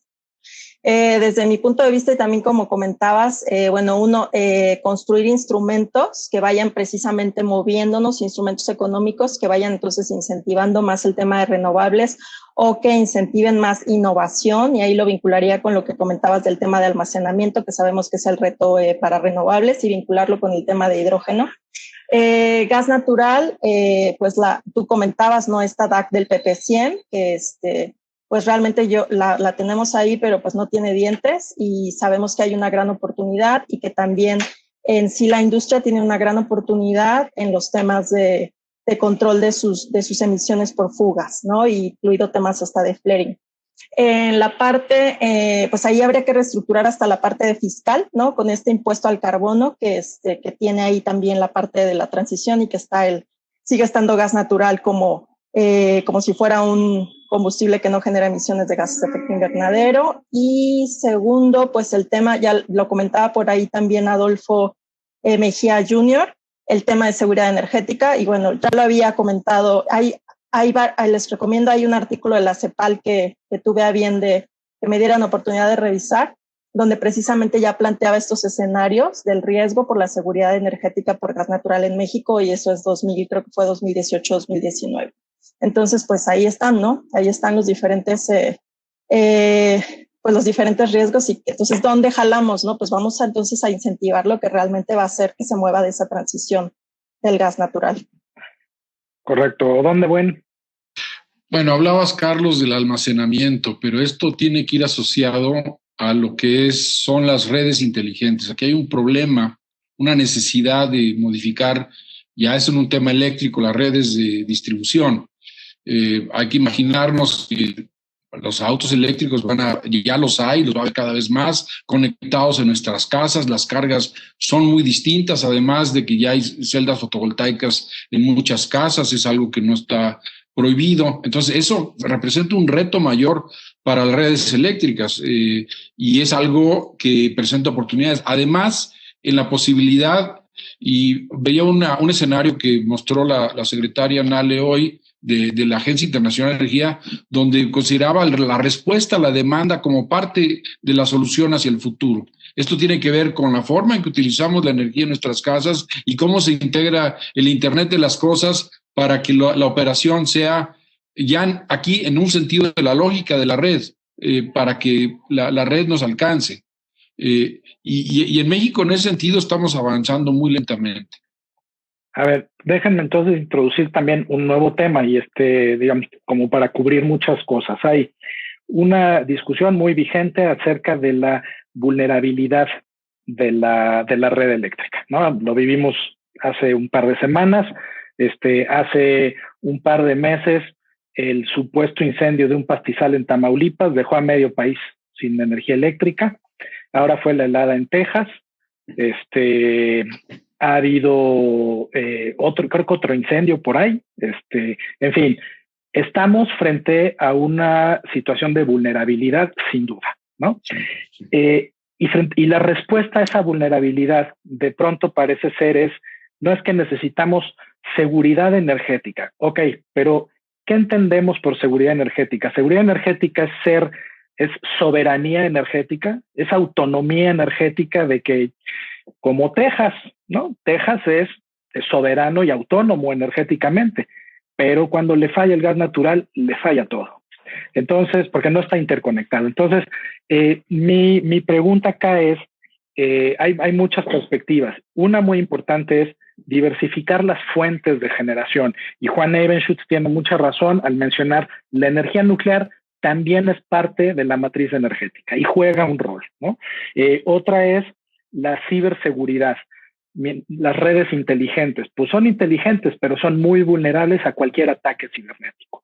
La falta de infraestructura, al final del día, lo que nos pasa muchas veces es que no hay redundancia, no hay suficiente capacidad, y la falta de interconexión. Entonces, alrededor de estos temas, a ver qué comentarios hay por parte de ustedes en relación con vulnerabilidad energética, ¿no? Bueno, ya lo dijeron por ahí, all of the above, ¿no? O sea, hay que ver todas las posibilidades que tenemos. A veces faltará una cosa, a veces faltará otra cosa, pero lo importante es poder tener esa certidumbre del servicio energético, porque luego la falta de servicio energético, por ejemplo, en tiempos del COVID, donde la vacuna tiene que estar congelada, la falta de electricidad afecta a otras prioridades. Pero sí, yo creo que es una variedad de elementos que debemos tener para poder responder estas crisis. Uno de ellos, por ejemplo, sería esa respuesta a la demanda. Si tuviésemos esto bien interconectado, la propia CFE hubiera podido desconectar equipos y no tener ningún apagón, porque podemos desconectar lo que es una carga importante. Eso en términos de la pico de la demanda. A ver, y ahora mismo les doy la palabra, pero van a ver, mejor, primero José María y Adolfo, en el orden que quieran, ahí arrebátansela, y ahorita entramos a otro tema.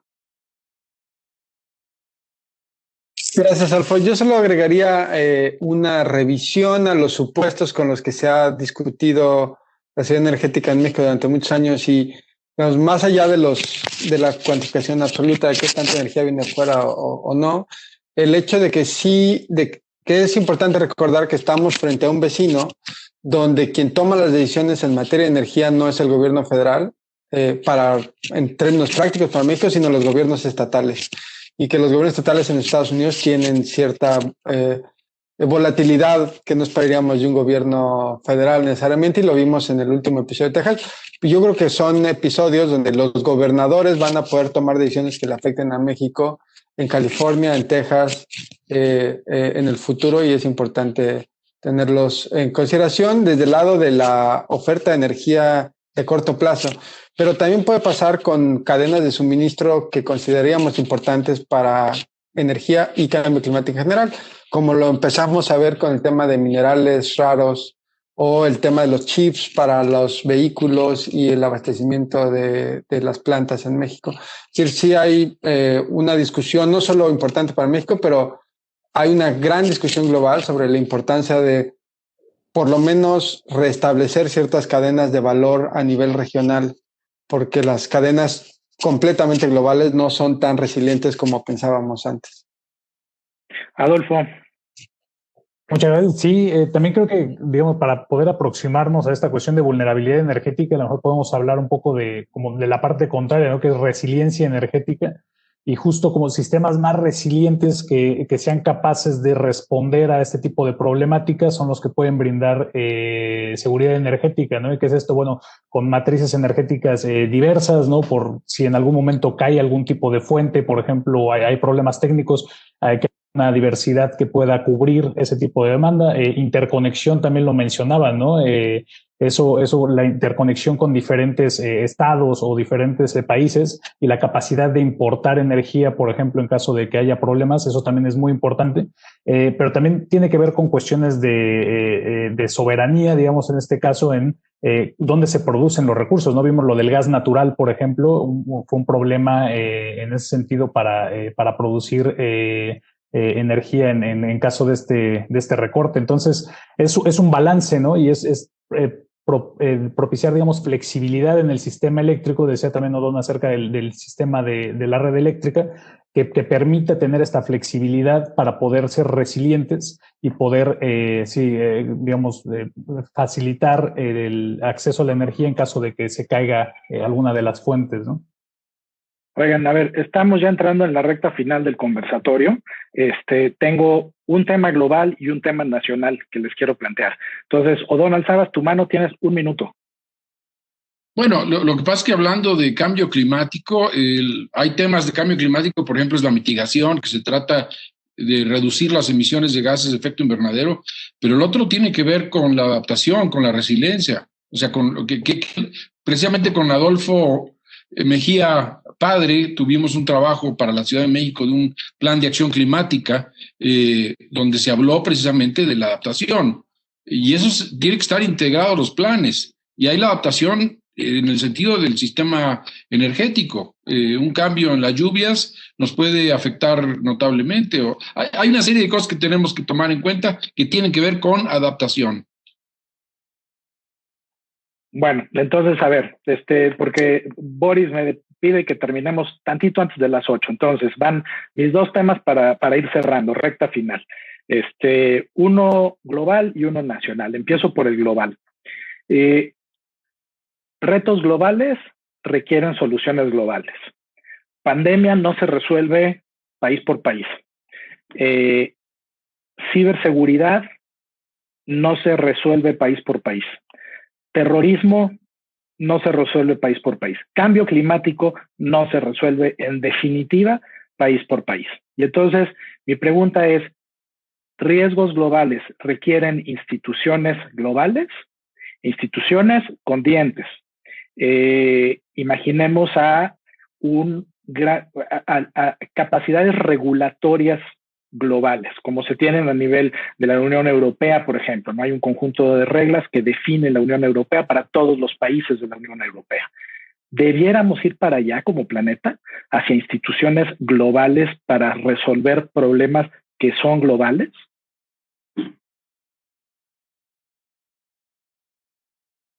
A ver, José María, lánzate. Pues, yo diría que lo primero es aprovechar las instituciones globales que tenemos y que no han adoptado una agenda de cambio climático.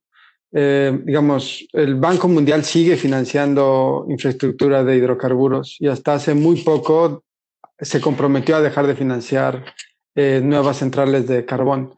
Pero, digamos, hay un conjunto de instituciones que sí tienen una capacidad de influir sobre la regulación nacional de manera coordinada.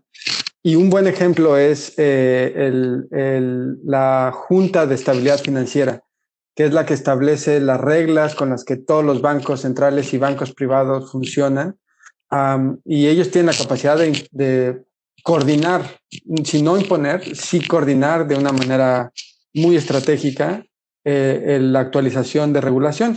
Entonces, hay algunos puntos de inflexión en el sistema internacional donde las instituciones actuales pueden tener un papel muy importante. Durante la presidencia de Trump, el G20, por ejemplo, dejó de funcionar, ¿no? Y yo creo que ahorita nadie podría recordar algo importante del G20 durante los últimos años. Pero ahora que se restableció un grupo de trabajo sobre finanzas sustentables que copresiden Estados Unidos y China, yo creo que vamos a ver que los pocos hilos que existen de coordinación financiera y económica internacional van a empezar a moverse. No es una autoridad con dientes en el sentido tradicional, pero si Estados Unidos y China se ponen de acuerdo sobre ciertas reglas de comercio y ciertas reglas sobre el manejo de cadenas de valor, o Estados Unidos y Europa se ponen de acuerdo sobre imponer aranceles dependiendo del contenido de emisiones de carbono asociado a los productos, pues es esencialmente tener dientes, ¿no? Ok, a ver, alguien más que le quiera entrar a este tema, o sea, pandemia, a lo mejor todos hubiéramos querido ver a una Organización Mundial de la Salud mucho más fuerte, ¿no? Que pudiera coordinar esfuerzos, que evitara el agandalle de vacunas, que impusiera la medición obligatoria y el rastreo y las pruebas y tal. Ya es a toro pasado. Cambio climático ¿no será que necesitamos a una institución global un poco con esas características? No, yo creo que más bien necesitamos un conjunto de instituciones. Estoy de acuerdo con José María, un conjunto de instituciones que ya existen.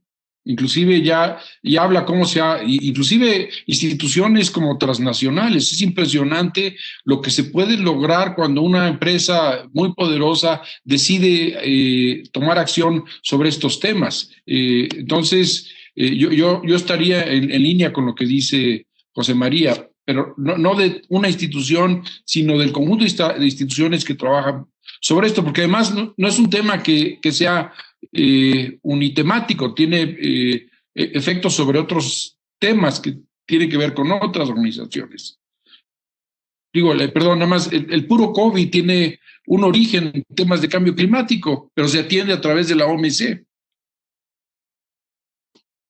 Sí, yo creo que, bueno, perdón si me permites, Carlos, yo creo que ahí más allá de un blanco y negro, de tener una institución como nueva, yo diría que podríamos entonces plantear un enfoque global pero integrador, ¿no? Que teja precisamente con un enfoque más transversal, enfocado a cuáles son los riesgos globales prioritarios, ¿no? Pero sin perder obviamente ese punto focal, ¿no? Ese punto de cada uno de los contextos y las diversidades obviamente de cada país, pero sí apoyaría mucho el poderles fortalecer las plataformas globales que ya existen y que también de alguna forma se tiene todo un conocimiento, ¿no? Detrás para poderlo implementar, ¿no?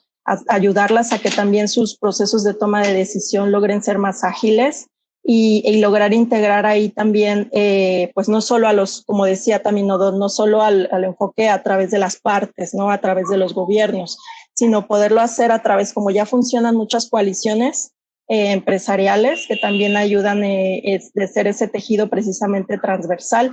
Y un punto muy interesante que ahí José María tiene pues todo el contexto es desde el enfoque financiero, ¿no? Yo confío mucho que también esa fuerza desde el enfoque financiero, y ahí ya hay varios ejemplos que nos van a apoyar desde temas de disclosure, ¿no?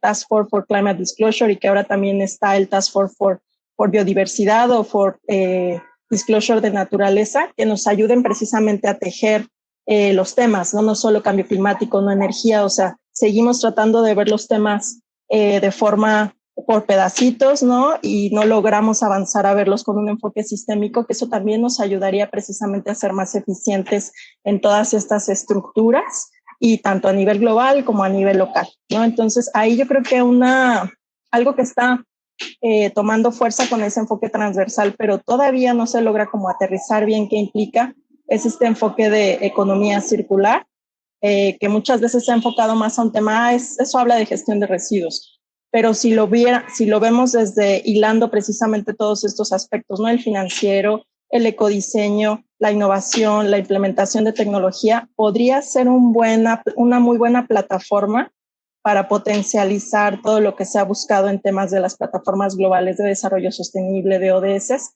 porque entonces nos abre un espacio para una transformación del modelo económico, ¿no? Entonces va más allá. Ok, bueno, y entonces último tema, ya 5 minutos rumbo al cierre, 10 minutitos antes de las 8, ahí para el cierre que seguramente querrán hacer Boris e Isabel. Volviendo al tema con el que arrancamos, la conversación abierta, franca, transparente, intelectualmente honesta de la política energética. ¿Qué hay del federalismo energético? O sea, vivimos en un país en donde la política energética es facultad exclusiva de la federación. O sea, ¿hay alguna razón que hoy por hoy sea contundente como para no cambiar ese paradigma y para que los estados que son Estados Unidos mexicanos están unidos a la federación por decisión, por voluntad? Y así se compone el pacto político de México. Bueno, ¿y cuál es el papel de los estados en el tema de energía? ¿Podrían los estados, deberían de tener capacidades para definir elementos de política energética a nivel estatal? ¿O no? Entonces, bueno, pues a ver, conversación abierta. ¿Qué reacciones tienen? ¿O don? Bueno, yo desde la perspectiva del tema que yo trabajo, que es el ahorro de energía, la energía se ahorra donde se consume, y por lo tanto, y además son millones de decisiones que se toman y acciones, como decía Adolfo, climáticamente referidas. Entonces, nosotros estamos trabajando con iniciativas estatales para que tomen acciones en lo que corresponde a sus propios estados. No nos metemos en el tema de la oferta, pero por ahí existe, y lo voy a mencionar porque me parece importante, porque don Jacinto Viqueira, el ingeniero Jacinto Viqueira, estuvo en el programa de LIDA, estuve yo presente cuando él se presentó, y él trabajaba la idea de empresas regionales, no tanto una empresa centralizada, y quizá eso pueda permitir en el futuro tener una mayor, ¿cómo se dice?, resiliencia en el sistema. Pero es muy curioso que alguien que tuvo una opinión, y en paz descanse el gran maestro, sobre la realidad del sistema eléctrico nacional, refería a eso como una alternativa. ¿Quién le entra? Federalismo energético versus centralismo energético. Adolfo, alza la mano. Muchas gracias, Carlos. Creo que es un poco relacionado con el tema que estábamos hablando antes, con cuestión de reacción al cambio climático, ¿no? Y creo que la versión integradora que se refería Gloria, creo que sería muy útil. Es decir, no podemos fragmentar todo y tomar en cuenta como el sistema energético, la toma de decisiones alrededor del sistema energético a través de los estados. Pues finalmente estamos todos metidos en el mismo sistema energético.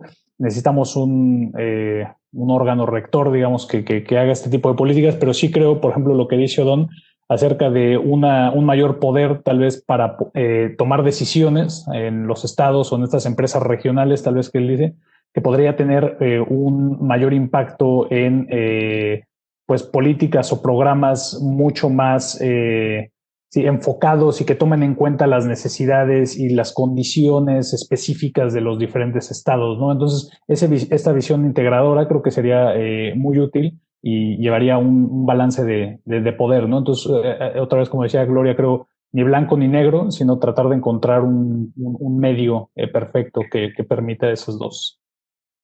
Lo que pasa es que hoy sí estamos en un extremo, es el centralismo y completo. Entonces, lo que estoy detectando es si hay como esta idea de sería saludable ahora sí que para la salud del sistema en su conjunto, un poco más de autonomía de los estados, de poder tomar ciertas decisiones. A ver, por favor, Adolfo.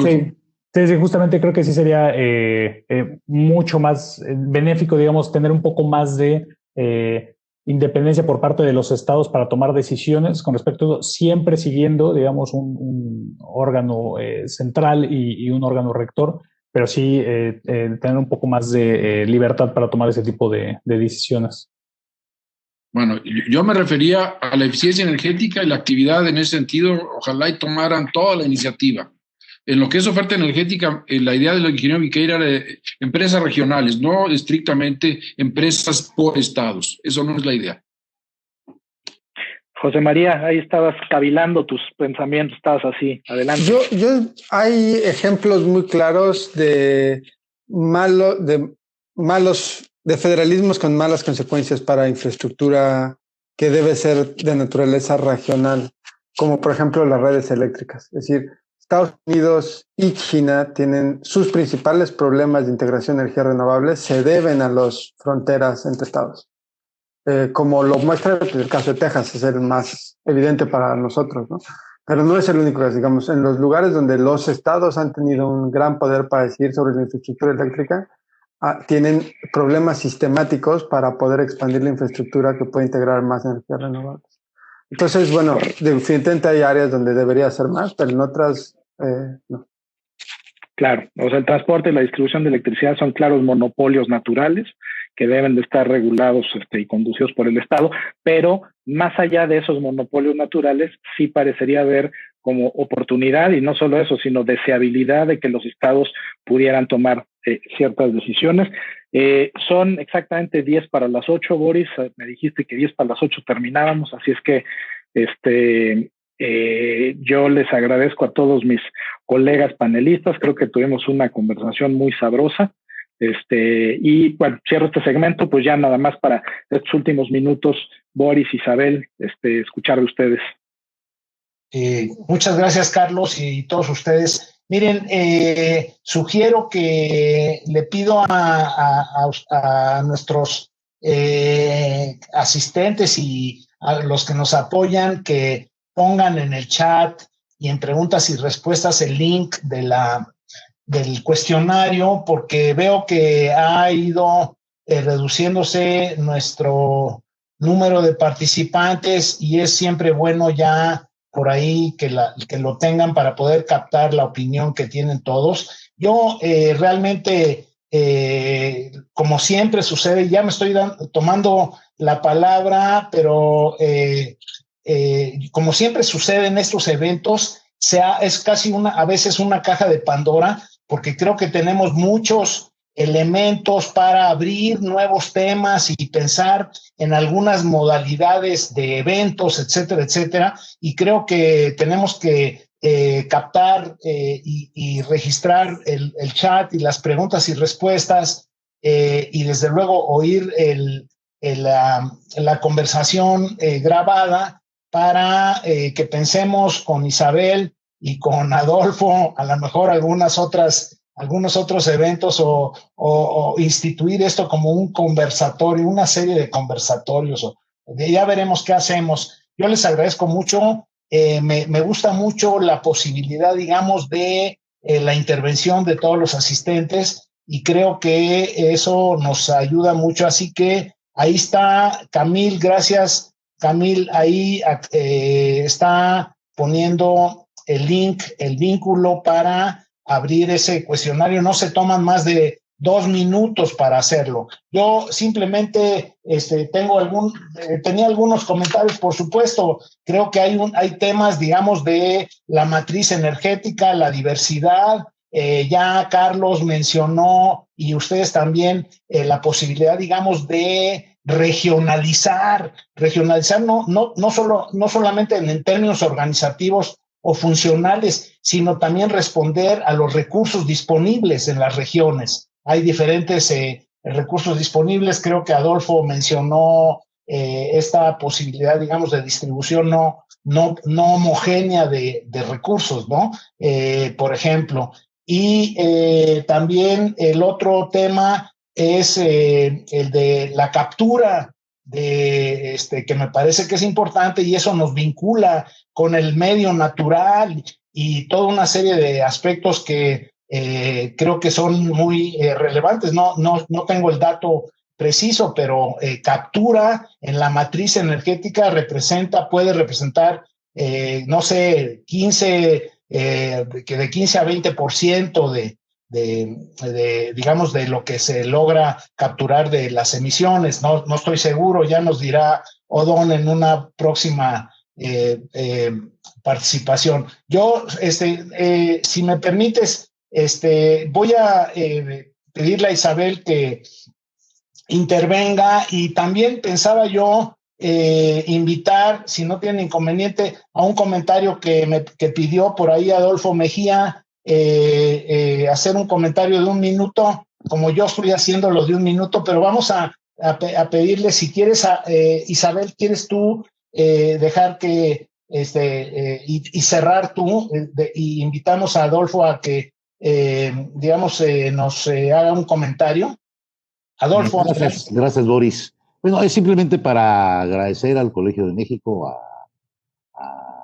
ti, Boris, y a Isabel Rousseau, por la apertura que tuvieron para la colaboración con el CIEMAT. Estoy seguro de que en el futuro habrá más oportunidades para seguir colaborando. Tú mismo lo acabas de mencionar ahorita con este abanico tan amplio de temas que fueron tocados de manera lamentablemente todavía muy superficial por la naturaleza y características del foro en el que estamos nosotros ahorita.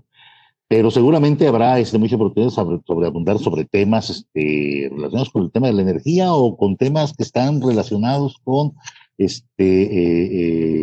otros asuntos, residuos, calidad del aire, cambio climático en particular, y demás. La agenda ambiental es muy amplia, y seguramente habrá muchas oportunidades para que colaboremos en ello. Agradecer a todos los panelistas, a todos y cada uno de ellos, a Carlos de Regules como moderador, un espléndido moderador. Hizo muy ameno el conversatorio, y es todo lo que tengo que decir. Muchas gracias a todos.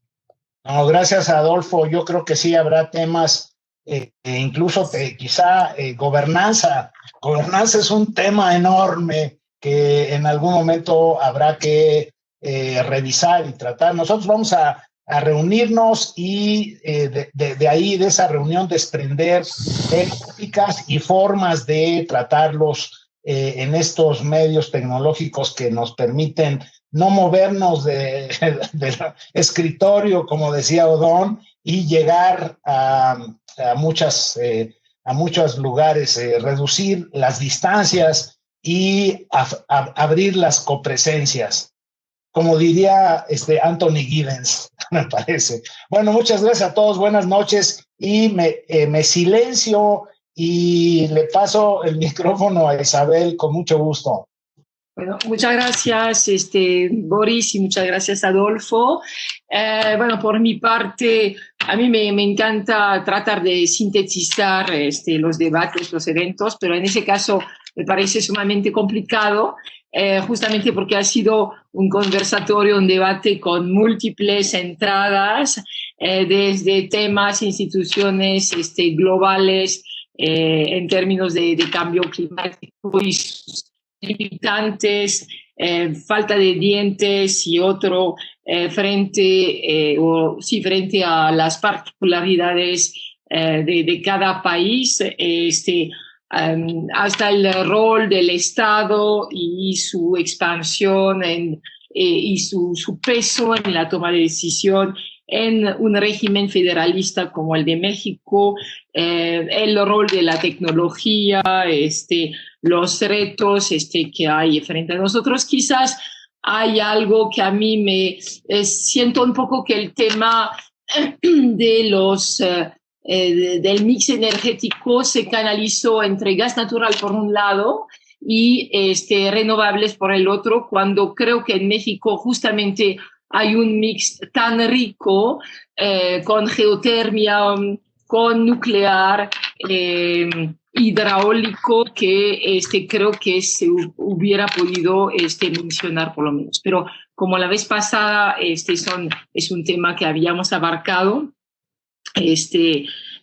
pero sí quisiera insistir un poco sobre eso, porque creo que México está particularmente dotado en ese sentido y no se resume todo en ese dilema gas natural por un lado, que es fósil y malo, y renovables por otro lado, que también pues concentran una serie de problemas, desde pues el problema de del litio, cobalto, etcétera, materias raras, que es difícil tener hasta la falta, la intermitencia. Pero bueno, en fin, de todas maneras, muchas gracias a todos los participantes por el excelente debate, fue muy ameno. Muchas gracias, Carlos, porque la verdad que sí supiste jugar con mucha habilidad. Y pues gracias a Boris, por supuesto, gracias a Adolfo, gracias al Politécnico. Yo quisiera agradecer personalmente a nuestros 3 asistentes becarios, a Camille, a César y a Mira, y también a José Héctor Gutiérrez del Centro de Cómputo, que nos ha ayudado a instalar esas plataformas. Y evidentemente gracias al público en general, a su interés, y esperamos realmente que ustedes van a contestar el cuestionario, porque eso nos va a ayudar a realmente pues mejorar, si hay que mejorarlo, y siempre hay que mejorar los próximos conversatorios. Bueno, pues hasta luego a todos y todas. Y bueno, al próximo conversatorio.